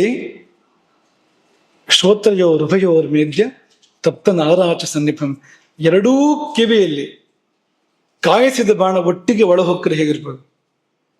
ಬಾಣ ಕಬ್ಬಿಣದ ಬಾಣ ಅಂತ ಅನ್ಕೊಡಿ, ಕಬ್ಬಿಣದ ಬಾಣವನ್ನ ಕೆಂಪಾಗಿ ಕಾಯಿಸಿ, ಪೂರ್ತಿ ಕೆಂಪಾಗಿ ಕಾಯಿಸಿ ಆ ಬಾಣವನ್ನ ಎರಡೂ ಕಿವಿಯಿಂದ ಒಳ ನುಗ್ಗಿಸಿದ್ರೆ, ಚುಚ್ಚಿದ್ರೆ ಹೇಗಾಗ್ಬೋದು, ಹಾಗಾಯ್ತು ಅವನಿಗೆ ಅಂತ. ಶ್ರೋತ್ರಯೋರ್ ಉಭಯೋರ್ ಮೇದ್ಯ ತಪ್ತ ನಾರಾಚ ಸನ್ನಿಭಂ ಹೀಗೆ ಹೇಳುವಾಗ ಅವನ ಬಾಯಿಂದ ಕೆಲವು ಮಾತುಗಳು ಬಂದ್ವಂತೆ. ಅದಕ್ಕಿಂತ ಮೊದಲು ಅವನು ಹೇಳ್ತಾನೆ, ಈ ಸುತ್ತಮುತ್ತ ಇರ್ತಕ್ಕಂಥ ಎಲ್ಲ ವನದೇವತೆಗಳು, ಕಾಡಿನ ವನದೇವತೆಗಳು, ಕಾಡು ಪ್ರಾಣಿಗಳು, ಕ್ರಿಮಿ ಕೀಟಗಳು ಎಲ್ಲರೂ ಕೇಳಿ ನಾನು ಎಂಥವನು, ನನಗೆ ಸೀತೆ ಎಂಥ ಮಾತನಾಡಿದೆ, ಸೀತೆ ಆಡಿದ ಮಾತನ್ನು ಅನ್ಯಾಯವಾಗಿ, ನನ್ನಲ್ಲಿ ನ್ಯಾಯ ಇತ್ತು, ಅನ್ಯಾಯವಾಗಿ ನನಗೆ ಸೀತೆಯಿಂದ ಆಡಿದ ಮಾತುಗಳೇನಿದೆ ಅದು ಎಲ್ಲರೂ ಕೇಳಿ ವನದೇವತೆಗಳು ಎಂಬುದಾಗಿ ಹೇಳಿ ಪಕ್ಕನೆ ಅವನ ಬಾಯಿಂದ ಬಂತಂತೆ. ಧಿಕ್ತ್ವಾ, ನಿನಗೆ ಧಿಕ್ಕಾರ ಇರಲಿ, ಅದ್ಯ ಪ್ರಣಶ್ಯತ್ವ, ಇಂದೇ ನಾಶವಾಗಿ ಹೋಗು ನೀನು. ಅದ್ಯ ಪ್ರಣಶ್ಯತ್ವಂ. ಅದ್ಯ ಅಂದ್ರೆ ಇಂದು, ಈಗ, ಆ ಎರಡರ ಬಳಸ್ತಾರೆ ಆ ಶಬ್ದವನ್ನ. ನಾಶವಾಗಿ ಹೋಗೋದು, ಶಾಪೋಕ್ತಿ ಅದು. ಯತು, ಯಾಕೆ ಅಂದ್ರೆ ಮಾಂ, ಆ ಶಬ್ದಕ್ಕೆ ತುಂಬಾ ಅರ್ಥ ಇದೆ. ನನ್ನನ್ನು, ಎಂಥ ನನ್ನನ್ನು, ಎಂಥ ನನ್ನನ್ನು ಅಂದ್ರೆ ಮುಂದೆ ಸೀತೆಯ ಆಭರಣಗಳು ಸಿಕ್ಕಾಗ ರಾಮ ಲಕ್ಷ್ಮಣನಿಗೆ ತೋರಿಸ್ತಾನಲ್ಲ ಆಭರಣಗಳನ್ನೆಲ್ಲ, ಇದು ಕೇಯೂರ, ಇದು ಕುಂಡಲ ಅಂತೆಲ್ಲ, ಅದು ಯಾವುದೂ ಲಕ್ಷ್ಮಣನಿಗೆ ಗುರುತಿಲ್ಲ.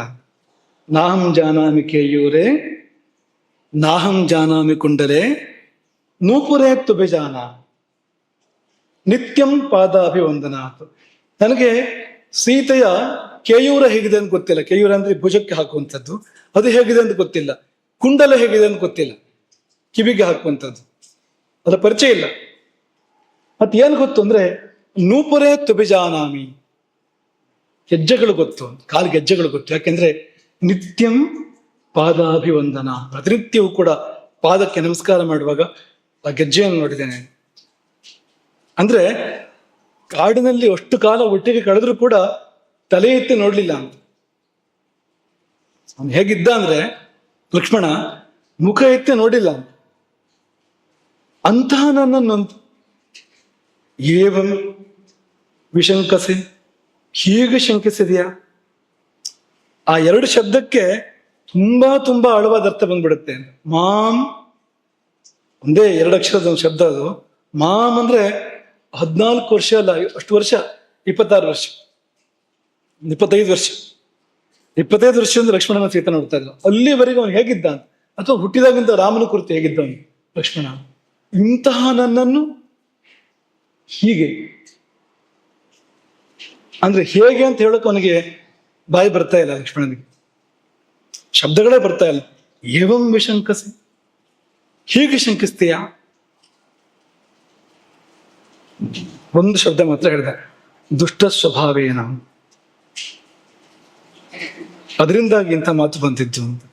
ನಾನಾದ್ರೂ ಎಂಥವನು, ಗುರು ವಾಕ್ಯೇ ವ್ಯವಸ್ಥಿತ. ನಮ್ ರಾಮ ಗುರು, ಭರತನಿಗಾಗಲಿ ಲಕ್ಷ್ಮಣನಿಗಾಗಲಿ ರಾಮ ಗುರುಸ್ಥಾನಕ್ಕೆ ಬರ್ತಾನೆ. ಕಾರಣ ನಿಮಗೆಲ್ಲ ಗೊತ್ತೇ ಇದೆ. ಜ್ಯೇಷ್ಠೋ ಭ್ರಾತ, ಅವನು ಪಿತೃಸಮಃ, ಗುರುವೇ. ಅವನ ಮಾತಿನಲ್ಲಿ ನಾನಿದ್ದೇನೆ, ಅವನ ಅಪ್ಪಣೆ ಪಾಲನೆ ಮಾಡ್ತಾ ಇದ್ದೇನೆ, ಆ ವಾಕ್ಯ ಪಾಲನೆ ಮಾಡೋಕ್ಕೋಸ್ಕರ ಇಲ್ಲಿದ್ದೇನೆ ನಾನು. ಅಂತಹ ನನಗೆ ಇಂಥ ಮಾತು ಹೇಳಿದ್ಯಾ? ಹೊರಟೆ. ಗಮಿಷ್ಯ ಯತ್ರ ಕಾಕುತ್ಸ್ಥಃ, ಇನ್ನು ಇಲ್ಲಿ ನಿಲ್ಲಲಾರ, ರಾಮನಿರುವಲ್ಲಿ ಹೊರಟೆ, ಒಳ್ಳೇದಾಗ್ಲಿ ನಿನಗೆ.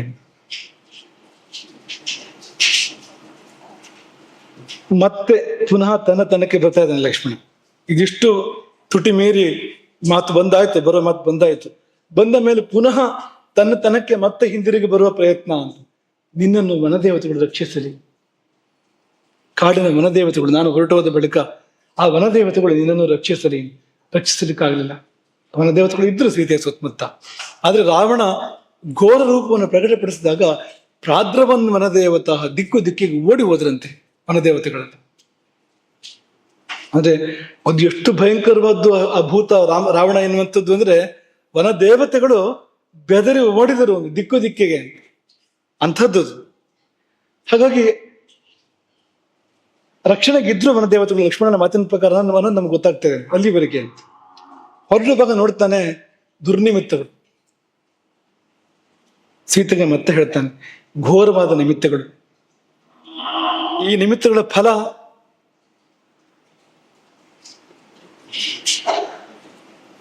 ಮತ್ತೆ ನಿನ್ನನ್ನು ರಾಮನೊಡನೆ ನೋಡುವ ಯೋಗ ನನಗೆ ಬರಲಿ. ಅವನು ಪ್ರಾರ್ಥಿಸ್ತಾನೆ ಲಕ್ಷ್ಮಣ, ಅದರ ಫಲ ಆಗಿದೆ ಅಂತ. ಆ ನಿಮಿತ್ತಗಳ ಫಲ ಏನಿದೆ ಅಂದ್ರೆ ಸೀತೆ ಅಲ್ಲಿ ಉಳಿಯೋದಿಲ್ಲ, ಸೀತೆಗೆ ತೊಂದರೆ ಆಗತ್ತೆ. ಆ ನಿಮಿತ್ತಗಳು ಆಗ್ತಾ ಇದೆ ಅಲ್ಲಿ. ಹಾಗಾಗಿ ಅಪಿತ್ವಾಂ ಸಹ ರಾಮೇಣ ಪಶ್ಯೇಯಂ ಪುನರಾಗತಃ, ರಾಮನೊಟ್ಟಿಗೆ ಮತ್ತೆ ನಿನ್ನನ್ನ ನೋಡುವಂತಾಗಲಿ ಎಂಬುದಾಗಿ ಹೇಳಿದಾಗ ಸೀತೆ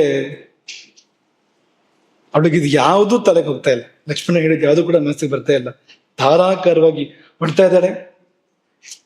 ಅವಳ ಬಾಯಿಂದ ಇದೇ ಬರ್ತಾ ಇದೆ, ನಾನು ಗೋದಾವರಿಗೆ ಹಾರಿ ಬಿಡ್ತೇನೆ, ಗೋದಾವರಿ ನದಿಗೆ ನಾನು ಉರುಳು ಹಾಕಿಕೊಡುತ್ತೇನೆ, ನಾನು ಪ್ರಭಾತಕ್ಕೆ ಹಾರುತ್ತೇನೆ, ನಾನು ವಿಷಯವನ್ನು ಕುಡಿತೇನೆ, ನಾನು ಬೇರೆ ಯಾರನ್ನು ಮುಟ್ಟೋದು ಇಲ್ಲ.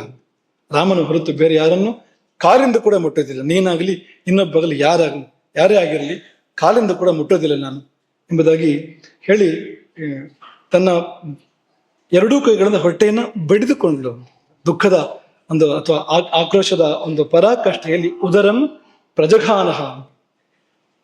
ಲಕ್ಷ್ಮಣ ಸೀತೆಯನ್ನು ಸಂತೈಸೋ ಪ್ರಯತ್ನ ಮಾಡ್ತಾನೆ. ಮತ್ತೆ ಅದಾದ್ಮೇಲೆ ಅವನಿಗೇನು ಮಾತಾಡ್ಲಿಲ್ಲ. ಆಶ್ವಾಸಯಾಮಾಸ ನಚೈವ ಭರ್ತುಸ್ತಂ ಭ್ರಾತರನ್ ಕಿಂಚಿದುವಾಚ ಸೀತಾ. ತಿರುಗೇನು ಉತ್ತರ ಕೊಡ್ಲಿಲ್ಲ. ನೆಪಕ್ಕೆ ನೀನು ಹೋಗೋ ತಡ ಮಾಡೋಕ್ಕೋಸ್ಕರ ನಾನು ಸಮಾಧಾನ ಮಾಡ್ತಾ ಇದ್ದೀಯ ಅಂತ ಅವಳ ಭಾವ ಅಂತ ವ್ಯಾಖ್ಯಾನಕಾರರು ಇಲ್ಲಿ ಈ ಮಾತನ್ನು ಹೇಳಿದ್ದಾರೆ. ಲಕ್ಷ್ಮಣ ಸೀತೆಯನ್ನ ಬಿಟ್ಟು ಹೊರಟು ಹೋದ. ಆದ್ರೆ ಕಣ್ಣಿಗೆ ಮರೆಯಾಗುವವರೆಗೆ ತಿರುಗಿ ಆಶ್ರಮದ ಕಡೆ ನೋಡ್ತಾ ಇದ್ದ. ಹೋಗುವಾಗ ತಿರುಗಿ ಆಶ್ರಮದ ಕಡೆ ನೋಡ್ತಾ ಹೊರಟು ಹೋದ. ಇಷ್ಟು ಈ ಪ್ರಕರಣ.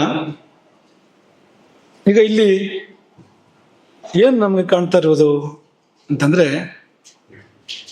ಸ್ವಲ್ಪದ್ರಲ್ಲಿ ಹೇಳ್ತೇವೆ ಅದನ್ನ.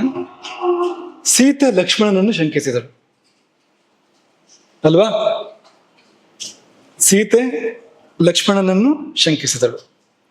ಲಕ್ಷ್ಮಣ ರಾಮನಿಗೆ ಹತ್ತಿರ, ಇಷ್ಟು ಹತ್ತಿರ ಅಂದ್ರೆ ಇನ್ನೂ ಹತ್ತಿರ ಯಾರು ಇಲ್ಲ, ಅಷ್ಟು ಹತ್ತಿರ ಹೌದಲ್ವ? ಹಾಗಾಗಿ ತಿರುಗಿ ಬಂತು. ಹೇಗೆ ಬಂತು ಅಂದ್ರೆ, ಜಗತ್ತೇ ಸೀತೆಯನ್ನು ಶಂಕಿಸ್ತು. ಲಕ್ಷ್ಮಣನ ಸೀತೆ ಯಾವ ವಿಷಯದಲ್ಲಿ ಶಂಕಿಸಿದಳೋ, ಚಾರಿತ್ರ್ಯದ ವಿಷಯದಲ್ಲಿ.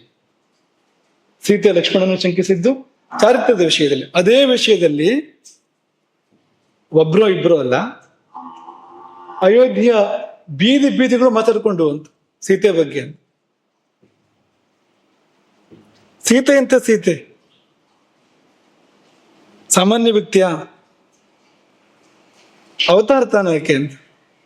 ಆದ್ರೆ ಕರ್ಮದ ನಡೆ ಹೇಗ್ ಹೋಗುತ್ತೆ ಅಂದ್ರೆ, ಜಗತ್ತೇ ಶಂಕಿಸಿತು. ಯಾಕೆಂದ್ರೆ ಈ ಶಂಕೆ ಇದು ದುಪ್ಪಟ್ಟು. ಇದು ಭಾಗವತೋತ್ತಮ ಲಕ್ಷ್ಮಣನನ್ನು ಶಂಕೆ ಮಾಡಿದ್ದಾಳೆ, ಭರತನನ್ನು ಶಂಕೆ ಮಾಡಿದ್ದಾಳೆ ಜೊತೆಯಲ್ಲಿ. ಅವರಿಬ್ರು ಅತ್ಯಂತ ಅತ್ಯಂತ ಅತ್ಯಂತ ಹತ್ತಿರದವರು ರಾಮನಿಗೆ. ಇನ್ನೂ ಹತ್ತಿರ ಅಂತ ಬೇರೆ ಯಾವುದೂ ಇಲ್ಲ, ಒಟ್ಟು ಹತ್ತಿರದವರು. ಯಾರು ಹತ್ತಿರ ಅಂತ ಹೇಳೋದೇ ಕಷ್ಟ ಅಂತ ಇಬ್ಬರು ಪರಮ ಭಾಗವತರು, ಅತ್ಯಂತ ಶ್ರೇಷ್ಠ ಭಾಗವತರು. ಅವರನ್ನ ಸೀತೆ ಶಂಕಿಸಿದಾಳೆ. ಹಾಗಾಗಿ ಅದೇ 100 ಮಡಿಯಾಗಿ ತಿರುಗಿ ಬಂತು, 1000 ಪಾಲಾಗಿ ತಿರುಗಿ ಬಂತು. ಯಾರಿಗಾಗಿ ಶಂಕಿಸಿದಳೋ ರಾಮನಿಗಾಗಿ ರಾಮ ದೂರ. ಯಾವುದಕ್ಕೋಸ್ಕರವಾಗಿ ನೋಡಿ ಹೇಗೆ ಬರುತ್ತೆ ಅದು. ಲಕ್ಷ್ಮಣನನ್ನು ದೂರ ಕಳುಹಿಸಿದಾಗ ರಾಮನೇ ದೂರವಾದ. ಎಷ್ಟು ಇದರ ಸಂದರ್ಭಗಳು ಹೇಗಿದೆ ನೋಡಿ ಅಂತ.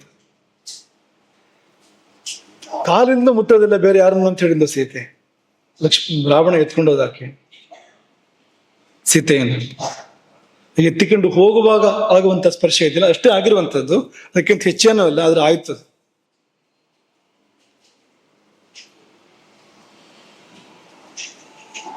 ಮಾತ್ರ ಅಲ್ಲ, ಅದು ಮತ್ತೆ ಸರಿ ಆಗಲೇ ಇಲ್ಲ ಅಂತ. ನಿಜ, ರಾಮ ಹೋಗಿ ರಾವಣನ ಸಂಹಾರ ಮಾಡ್ತಾನೆ. ಆದ್ರೆ ಸೀತೆಯನ್ನು ಪರಿಗ್ರಹ ಮಾಡೋದಕ್ಕೆ ಅವಳು ಗೊತ್ತು ರಾಮನಿಗೆ, ಅವಳಲ್ಲಿ ಏನು ದೋಷ ಇಲ್ಲ, ಪಾಪ ಇಲ್ಲ ಅಂತ. ಆದ್ರೆ ಮಾಡಕ್ ಸಾಧ್ಯ ಆಗದೆ ಇರುವಂತ ಪರಿಸ್ಥಿತಿ. ಅವನ ಮನಸ್ಸಲ್ಲಿ ಆ ಭಾವಗಳಿಲ್ಲ. ಆದ್ರೆ ಸಮಾಜದ ಪರವಾಗಿ, ಜನರ ಪರವಾಗಿ ಕೆಲವು ಮಾತುಗಳನ್ನು ಸೀತೆಗಾಡುವಂತ ಒಂದು ಪರಿಸ್ಥಿತಿ ಬಂತು ನೋಡಿ ಅಂತ. ಅಲ್ಲಿ ಆಯ್ತು, ಅಗ್ನಿ ಪ್ರವೇಶ ಆಯ್ತು, ದೇವತೆಗಳೇ ಬಂದು ಹೇಳಿದ್ರು, ಅಗ್ನಿಯೇ ಹೇಳ್ತಾನೆ ಸೀತೆ ಪರಿಷದಳು ಅಂತ. ರಾಮ ಸ್ವೀಕಾರ ಮಾಡ್ತಾನೆ. ಪಟ್ಟಾಭಿಷೇಕ ಆಯ್ತು, ಸೀತೆ ಜೊತೆಯಲ್ಲೇ ಪಟ್ಟಾಭಿಷೇಕ ಆಯ್ತು ಅಯೋಧ್ಯೆಗೆ ಮರಳಿದ ಬಳಿಕ.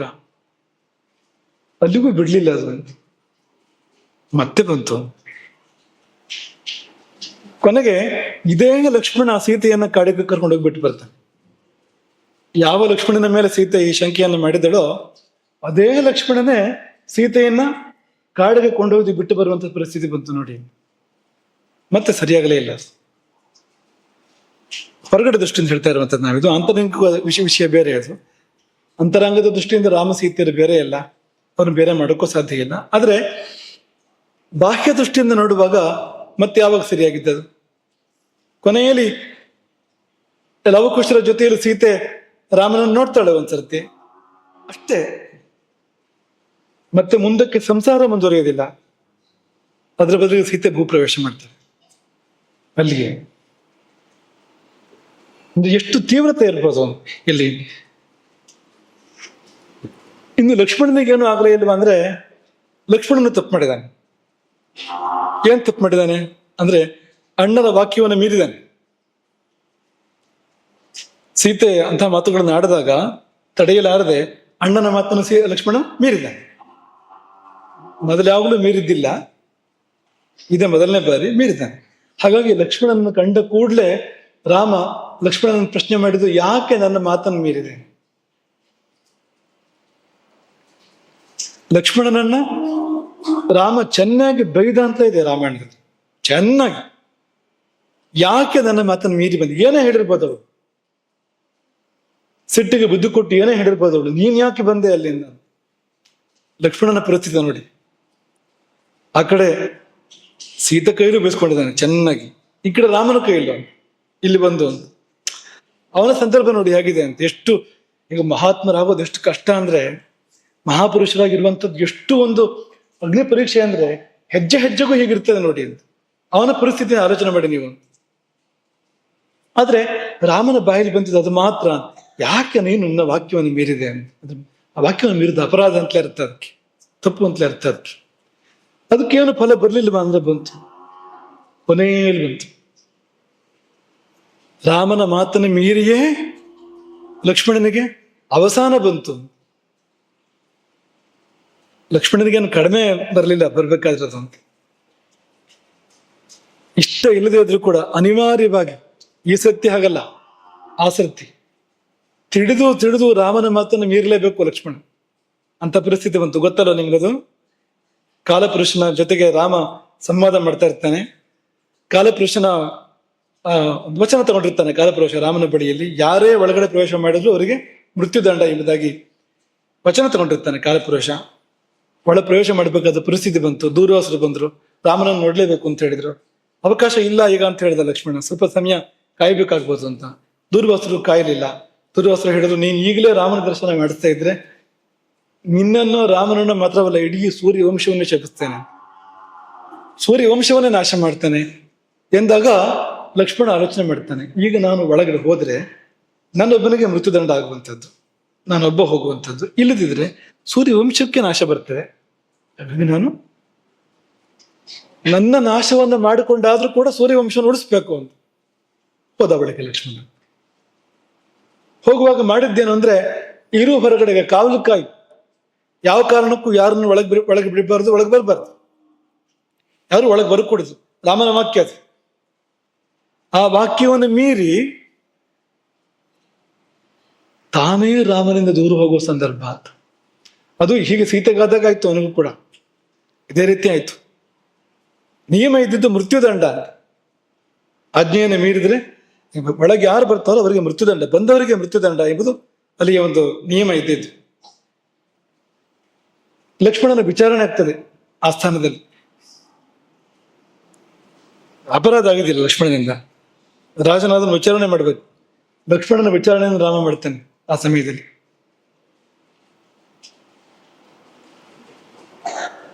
ವಸಿಷ್ಠರು ಹೇಳ್ತಾರೆ ರಾಮನಿಗೆ, ಲಕ್ಷ್ಮಣ ನಿನಗೆ ಎಷ್ಟೇ ಹತ್ತಿರದವನಾದ್ರೂ ಕೂಡ ನಿನಗೆ ಬೇರೆ ದಾರಿ ಇಲ್ಲ, ಶಿಕ್ಷೆ ವಿಧಿಸಲೇಬೇಕು ನೀನು.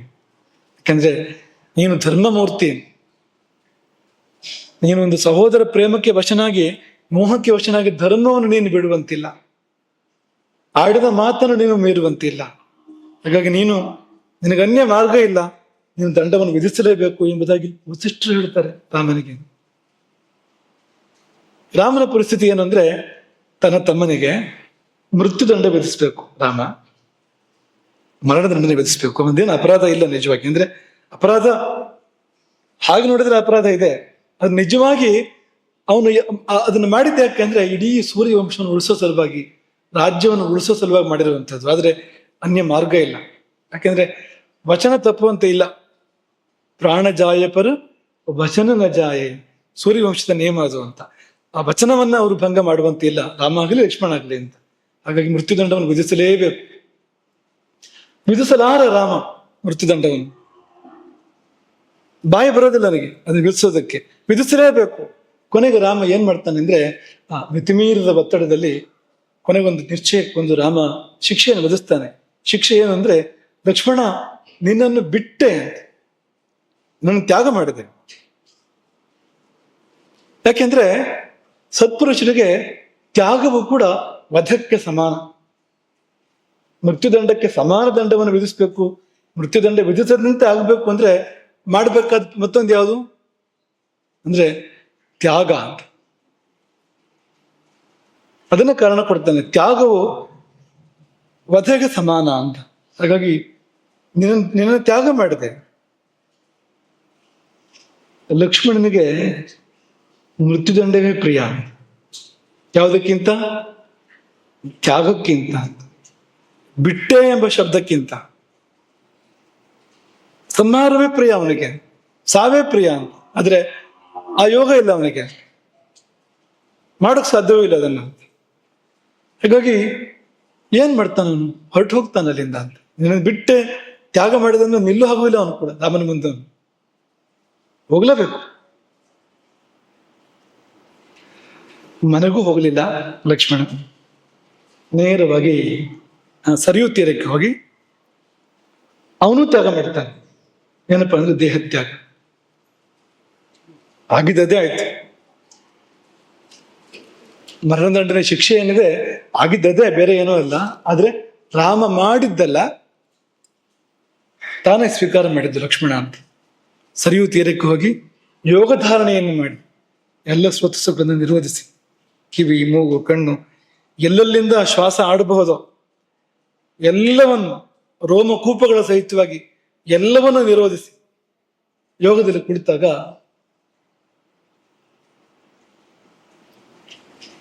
ಅವನೊಳಗಿಂದ ಒಂದು ಸರ್ಪ ಹೊರಗೆ ಬಂತು.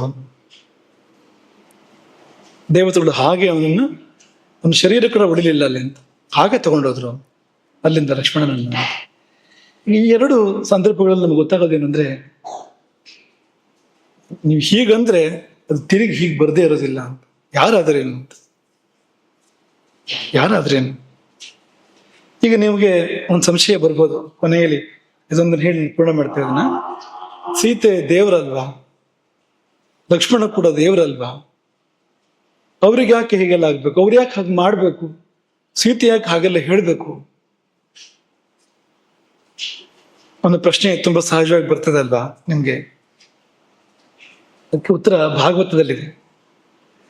ಭಾಗವತದಲ್ಲಿ ಅವತಾರಗಳ ಬಗ್ಗೆ ಹೇಳುವಾಗ, ಮರ್ತ್ಯಾವತಾರಸ್ತು ಇಹ ಮರ್ತ್ಯ ಶಿಕ್ಷಣಂ, ಮರ್ತ್ಯಾವತಾರಸ್ತ್ವಿಹ ಮರ್ತ್ಯ ಶಿಕ್ಷಣಂ, ರಕ್ಷೋವಧಾಯೈವ ನ ಕೇವಲಂ ವಿಭೋಹೋ. ವಿಭೋಹೋ ಪರಮಾತ್ಮನ ಮರ್ತ್ಯಾವತಾರ, ಮನುಷ್ಯಾವತಾರ ಇದೆಯಲ್ಲ, ಅದು ಯಾತಕ್ಕೋಸ್ಕರ ಅಂದ್ರೆ ಕೇವಲ ರಕ್ಷೋ ವಧೆಗೋಸ್ಕರ ಅಲ್ಲ, ರಾಕ್ಷಸರ ಸಂಹಾರಕ್ಕೋಸ್ಕರ ಅಲ್ಲ, ಕೇವಲ ಅಷ್ಟಕ್ಕೋಸ್ಕರ ಅಲ್ಲ ಅಂತ. ಅದು ಇದೆ ಉದ್ದೇಶ, ಕೇವಲ ಅಷ್ಟಕ್ಕೋಸ್ಕರ ಅಲ್ಲ. ಅದಕ್ಕಿಂತ ಮುಖ್ಯವಾದ ಇನ್ನೊಂದು ಉದ್ದೇಶ ಇದೆ. ಅದೇನು ಅಂದ್ರೆ ಮರ್ತ್ಯ ಶಿಕ್ಷಣಂ. ಮನುಷ್ಯರಿಗೆ ಶಿಕ್ಷಣ ಕೊಡ್ಬೇಕು, ಹೇಗೆ ಬದುಕಬೇಕು, ಹೇಗೆ ಬದುಕಬಾರ್ದು, ಯಾವ್ದು ತಪ್ಪು, ಯಾವ್ದು ಸರಿ, ಏನ್ ಮಾಡಿದ್ರೆ ಏನಾಗ್ತದೆ. ಮನುಷ್ಯರಿಗೆ ಶಿಕ್ಷಣ ಕೊಡುವಂಥದ್ದು ಅವತಾರದ ಉದ್ದೇಶ. ಕೇವಲ ರಾಕ್ಷಸ ಸಂಹಾರ ಆದ್ರೆ ಹುಟ್ಟಿದ ಕೂಡಲೇ ರಾವಣ ಸಂಹಾರ ಮಾಡಿಬಿಡ್ಬೋದು. ಏನೋ ಒಂದು ಸಂದರ್ಭ ತಂದು ರಾವಣ ಸಂಹಾರ ಮಾಡಿಬಿಡ್ಬೋದು. ಅದಲ್ಲ. ಯಾಕೆ ಮನುಷ್ಯಾವತಾರ ಬೇಕು ಅಂತಂದ್ರೆ, ಉಳಿದ ಮನುಷ್ಯರಿಗೆ ತಪ್ಪು ಸರಿಗಳನ್ನ ನಿರೂಪಣೆ ಮಾಡುವ ಸಲುವಾಗಿ, ಉಳಿದ ಮನುಷ್ಯರಿಗೆ ಬದುಕಿಗೆ ದಾರಿದೀಪವಾಗುವ ಸಲುವಾಗಿ ಅವತಾರಗಳು ಬರುವಂಥದ್ದು. ಈ ಮಾತು ಭಾಗವತದಲ್ಲಿ ಬಂದಿರುವಂಥದ್ದು ರಾಮಾವತಾರದ ಪ್ರಸಕ್ತಿಯಲ್ಲಿಯೇ, ರಾಮಾವತಾರ ನಿರೂಪಣೆ ಮಾಡುವ ಸಂದರ್ಭದಲ್ಲಿಯೇ ಭಾಗವತಕಾರರು ಈ ಮಾತನ್ನು ಹೇಳಿದ್ದಾರೆ. ಯಾಕೆ ಅಂದ್ರೆ ಎಲ್ಲ ಅವತಾರಗಳಿಗೂ ಈ ಮಾತು ಅನ್ವಯವೇ, ರಾಮಾವತಾರಕ್ಕೆ ತುಂಬಾ ವಿಶೇಷವಾಗಿ, ತುಂಬಾ ವಿಶೇಷವಾಗಿ. ಕೃಷ್ಣಾವತಾರ ಆದ್ರೂ ಕೂಡ ಅದು ಲೀಲಾವತಾರ. ಅದು ಅವನ ಹಾಗೆ ನಡ್ಕೊಳಕ್ ಸಾಧ್ಯ ಇಲ್ಲ, ಕೃಷ್ಣನ ಹಾಗೆ ನಡ್ಕೊಳಕ್ ಸಾಧ್ಯ ಇಲ್ಲ. ಪರಮಾತ್ಮನಾಗೆ ಎದ್ಬಿಡ್ತಾನೆ ಎಷ್ಟು ಸತ್ಯ ಕೃಷ್ಣ. ಆದ್ರೆ ರಾಮ ಹಾಗಲ್ಲ, ಮನುಷ್ಯನಂತೆ ವ್ಯವಹಾರ ಮಾಡ್ತಾನೆ, ಮನುಷ್ಯನ ಜೊತೆಗೆ ಮನುಷ್ಯನಂತೆ ಒಡನಾಡ್ತಾನೆ ಅವನು. ಹಾಗಾಗಿ ಪೂರ್ತಿ ಅವತಾರ ಇರುವಂತದ್ದೇ ಆದರ್ಶವಾದ ಬದುಕನ್ನ ಬದುಕಿ ತೋರಿಸುವ ಸಲುವಾಗಿ, ಮತ್ತು ವ್ಯತ್ಯಾಸ ಆದಾಗ ಏನಾಗ್ತದೆ ಅನ್ನೋದನ್ನು ಕೂಡ ತೋರಿಸೋ ಸಲುವಾಗಿ ಅವತಾರ ಬಂದಿರುವಂಥದ್ದು. ಹಾಗಾಗಿ ಸೀತೆ ಅವಳು ಸಾಕ್ಷಾತ್ ಲಕ್ಷ್ಮೀ ದೇವಿಯ ಹೌದು. ಸೀತಾ ಲಕ್ಷ್ಮೀ ಭವಾನ್ ವಿಷ್ಣು, ಹೌದೇ ಹೌದು, ಸಂಶಯ ಇಲ್ಲ. ಆದ್ರೆ ಅವಳು ತೋರಿಸಿದಳು ಭಾಗವತಾಪಚಾರದಿಂದ ಏನಾಗ್ತದೆ, ಕರ್ಮದ ಫಲ ಏನು, ಕರ್ಮದ ಗತಿ ಏನು, ಭಾಗವತಾಪಚಾರದ ಫಲ ಏನು. ನಿಜ, ಅದು ಒಂದು ರಾಮನಿಗೋಸ್ಕರ ಮಾಡಿದ್ದು ಏನೋ ಒಂದು ಆವೇಗ, ಅದು ಆವೇಗದಲ್ಲಿ ಎಲ್ಲ ಇದೆ. ಇದ್ರೂ ಭಾಗವತಾಪಚಾರ, ಮಹಾತ್ಮರಿಗೆ ಅಪಚಾರ ಏರ್ಪಟ್ಟಾಗ ಅದು ಮರಳಿ ಪ್ರಳಯಾಗ್ನಿಯಾಗಿ ಬಂದು ನಮ್ಮನ್ನು ಬಿಡದೇ ಇರೋದಿಲ್ಲ. ನೋಡಿ, ಲಕ್ಷ್ಮಣನಾದ್ರೂ ಕೂಡ ಹಾಗೆ. ಮತ್ತೆ ಶಿಕ್ಷಣವೇ ಅವನ ತರದ ಉದ್ದೇಶವೂ ಕೂಡ ಆಗಿದೆ. ಹಾಗಾಗಿ ಅವನು ಅದನ್ನ ನಡೆದು ತೋರಿಸಿದ್ದಾನೆ, ಆದರ್ಶವನ್ನು ತೋರಿಸಿದ್ದಾನೆ. ಒಂದು ಚೂರು ವ್ಯತ್ಯಾಸ ಆದಾಗ ಏನಾಗ್ಬೋದು ಅನ್ನೋದನ್ನು ಕೂಡ ಅವನು ಸ್ಪಷ್ಟವಾಗಿ ಸರಿಯಾಗಿ ತೋರಿಸಿದ್ದಾನೆ. ನಮಗೊಂದು ಪಾಠ ಅಲ್ಲಿದೆ. ಹಾಗಾಗಿ ಈ 3 ಸಂದರ್ಭಗಳು ಇನ್ನೂ ಇದೆ ರಾಮಾಯಣದಲ್ಲಿ, ಬೇಕಾದಷ್ಟಿದೆ ರಾಮಾಯಣದಲ್ಲಿ. 3 ಸಂದರ್ಭಗಳು ಕರ್ಮದ ಗತಿಯನ್ನು ನಿರೂಪಣೆ ಮಾಡ್ತೇವೆ. ಮಾತ್ರ ಅಲ್ಲ, ಭಾಗವತಾಪಚಾರದ ಫಲವನ್ನು ನಮಗೆ ತೋರಿಸ್ತೇವೆ. ಹಾಗಾಗಿ ನೀವು ಯಾರಾದ್ರೂ ಮಹಾತ್ಮರು ಯಾರು ಭಗವಂತನಿಗೆ ಹತ್ರ ಅವರು ಅಷ್ಟೇ, ಬೇರೆ ಏನಿಲ್ಲ. ಅದಕ್ಕಿಷ್ಟೇ ವಿವರಣೆ. ಅವರು ಭಗವಂತನಿಗೆ ಹತ್ರ ಆಗಿರ್ಬೋದು, ಅಥವಾ ಭಗವಂತ ಅವ್ರಿಗೆ ಹತ್ರ ಆಗಿರ್ಬೋದು, ಏನೋ ಒಂದು. ಅವರು ತಮ್ಮನ್ನು ತಾವು ಕೊಟ್ಕೊಂಡಿರ್ಬೋದು ಭಗವಂತನಿಗೆ, ಅಥವಾ ದೇವರೇ ತನ್ನನ್ನು ತಾನು ಕೊಟ್ಕೊಂಡಿರ್ಬೋದು ಅವರಿಗೆ. 2 ಸಾಧ್ಯತೆ ಅಲ್ವಾ? ಗೋದಾಬಾಯಿ ಮುಡಿದೇವರ ಮಾಲೆ ಬೇಡ ನನಗೆ ಅಂತ ದೇವರು ಹೇಳಿದಂತೆ, ಅದೇ ಮಾಲೆ ಬೇಕು ನನಗೆ ಅಂತ ದೇವರು ಹಠ ಮಾಡಿದಂತೆ. ಅವಳು ಮುಡ್ಕೊಂಡು ಮಾಲೆಯೇ ಬೇಕು, ಯಾಕೆಂದ್ರೆ ಅಷ್ಟು ಹತ್ರ ಆಗ್ಬಿಟ್ಟಿದೆ ಅದೀಗ. ಅವಳು ಮುಡ್ಕೊಂಡ್ರೆ ದೇವ್ರಿಗೆ ಸಲ್ತದೆ ಅದು, ಮಾಲೆಯನ್ನು ಮುಡ್ಕೊಂಡ್ರೆ. ಶಬರಿ ಹಣ್ಣನ್ನು ಕಚ್ಚಿದ್ರೆ ಎಂಜಲ್ ಆಗೋದಿಲ್ಲ. ಯಾಕೆ ಎಂಜಲ್ ಆಗೋದಿಲ್ಲ ಅಂದ್ರೆ, ಮೊದಲು ಸವಿದದ್ದು ಬೇರೆಯವರು, ಆಮೇಲೆ ಸವಿದದ್ದು ಬೇರೆಯವರು ಆದ್ರೆ ಮಾತ್ರ ಎಂಜಲ್ ಆಗುವಂಥದ್ದು. ಇವನು ಕಚ್ಚಿದ್ದನ್ನು ಅವನು ತಿಂದ್ರೆ ಅದು ಎಂಜಲ್ ಆಗುವಂಥದ್ದು, ಇವನೇ ಕಚ್ಚಿದ್ರೆ ಇವನೇ ತಿನ್ನುವಾಗ ಎಂಜಲ್ ಆಗೋದಿಲ್ಲ ಅದು. ಹಾಗಾಗಿ ಮೊದಲು ರುಚಿ ನೋಡಿದ್ದು ರಾಮನೇ, ಆಮೇಲೆ ಸ್ವೀಕಾರ ಮಾಡಿದ್ದು ಕೂಡ ರಾಮನೇ. ಯಾಕೆಂದ್ರೆ ತನ್ನ ರುಚಿ ರಾಮ ರುಚಿ, ತನ್ನ ಸಂತುಷ್ಟಿ ಪರಿಪೂರ್ಣವಾಗುವುದು ರಾಮ ಸಂತುಷ್ಟಿಯಿಂದ ಎನ್ನುವ ಸಹಜದ ದೈವಾತ್ಮ ಭಾವದಲ್ಲಿ. ದೈವ ಬೇರೆ ಅಲ್ಲ, ತಾನು ಬೇರೆ ಅಲ್ಲ, ದೈವಾತ್ಮ ಭಾವ. ಆ ಭಾವದಲ್ಲಿ ರಾಮನಿಗಾಗಿ ಅಂತ ಕಚ್ಚಿ ರುಚಿ ನೋಡಿದಾಗ ಎಂಜಲಲ್ಲ, ತನಗಾಗಿ ಅಲ್ಲ. ಈ ರೀತಿ ಇರುವವರಿಗೆ ಅಪಚಾರ ಆದ್ರೆ ಅದ್ರ ಪರಿಣಾಮ ಘೋರ, ಅತ್ಯಂತ ದಾರುಣ ಅಂತ. ಯಾಕೆಂದ್ರೆ ದೇವರಿಗೆ ಮಾಡಿದ್ದಕ್ಕಿಂತ ಹೆಚ್ಚು ಪರಿಣಾಮವನ್ನು ಅದು ಕೊಟ್ಟು ಬಿಡ್ತದೆ. ಹಾಗಾಗಿ ತುಂಬಾ ಜಾಗೃತಿಯಾಗಿರ್ಬೇಕು. ಯಾರಿಗೂ ಅಪಚಾರ ಮಾಡಬಾರ್ದು, ಯಾರಿಗೂ ನೋವು ಮಾಡಬಾರ್ದು. ಯಾಕಂದ್ರೆ ಯಾರಿಗೂ ಗೊತ್ತು ಎಲ್ಲಿ ಯಾವ ಹೊತ್ತದಲ್ಲಿ ಯಾವ ಹಾವಿದೆಯೋ, ಯಾರೊಳಗೆ ಏನು ಹುದುಗಿದೆಯೋ, ಯಾರು ನಿಜವಾಗಿ ಎಂಥವರು ನಮಗೇನು ಗೊತ್ತು. ಹಾಗಾಗಿ ಯಾರಿಗೂ ಅಪಚಾರ ಮಾಡದೇ ಇರುವಂಥದ್ದು ಸರ್ವೋತ್ತಮ. ಒಬ್ಬರು ಭಾಗವತರು ಅಂತ ಅನ್ಸಿದ್ರೆ, ದೇವರಿಗೆ ಹತ್ತದವರು ಅಂತ ಅನ್ಸಿದ್ರಂತೂ ಯಾವ ಕಾರಣಕ್ಕೂ ನಮ್ಮಿಂದ ಸಣ್ಣ ಅಪಚಾರವು ಕೂಡ ಅದಕ್ಕೆ ಆಗದಂತೆ ನೋಡ್ಕೊಳ್ಬೇಕು. ಯಾಕೆಂದ್ರೆ ಅದನ್ನ ಜೀರ್ಣ ಮಾಡ್ಕೊಳಕ್ ಸಾಧ್ಯವೇ ಇಲ್ಲ ಅಂತ. ಮುಂದೆ ಅದನ್ನ ಯಾವ ನರಕಕ್ಕಿಂತ ಮಿಗಿಲಾದಂತ ಕಷ್ಟದ ಮೂಲಕ ಅನುಭವಿಸ್ಬೇಕಾಗುತ್ತೆ ಅದನ್ನ ಅಂತ. ನರಕ ಅನ್ನೋದು ನಗಣ್ಯ ಆಗ್ಬಿಡ್ತದೆ ಅಂತ ಅದ್ರ ನಂತರ ಅಂತ ಫಲ ಅದಕ್ಕೆ ಬರುವಂಥದ್ದು. ಹಾಗಾಗಿ ಭಗವತಾಪಚಾರ ಎರಡರಿಂದ ತುಂಬಾ ನಾವು ಜಾಗ್ರತೆ ವಹಿಸ್ಬೇಕು. ಅದರಲ್ಲಿಯೂ ಭಾಗವತಾಪಚಾರದ ಕುರಿತು ಅತ್ಯಂತ ಜಾಗ್ರತೆಯನ್ನು ನಾವು ವಹಿಸ್ಬೇಕು. ಹರೇ ರಾಮ್.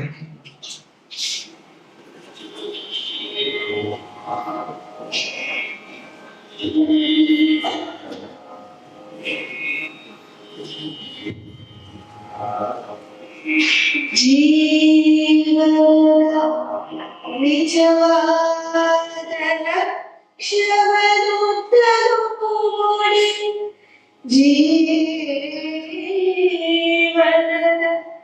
ನಿಜವಾದ ಲಕ್ಷ್ಯವನ್ನು ತಲುಪುವಳಿ. ಯಾವುದಿದೆ ಸರಿಯಾದ ದಾರಿಯೆಂದರೆ, ಯಾವುದಿದೆ ಸರಿ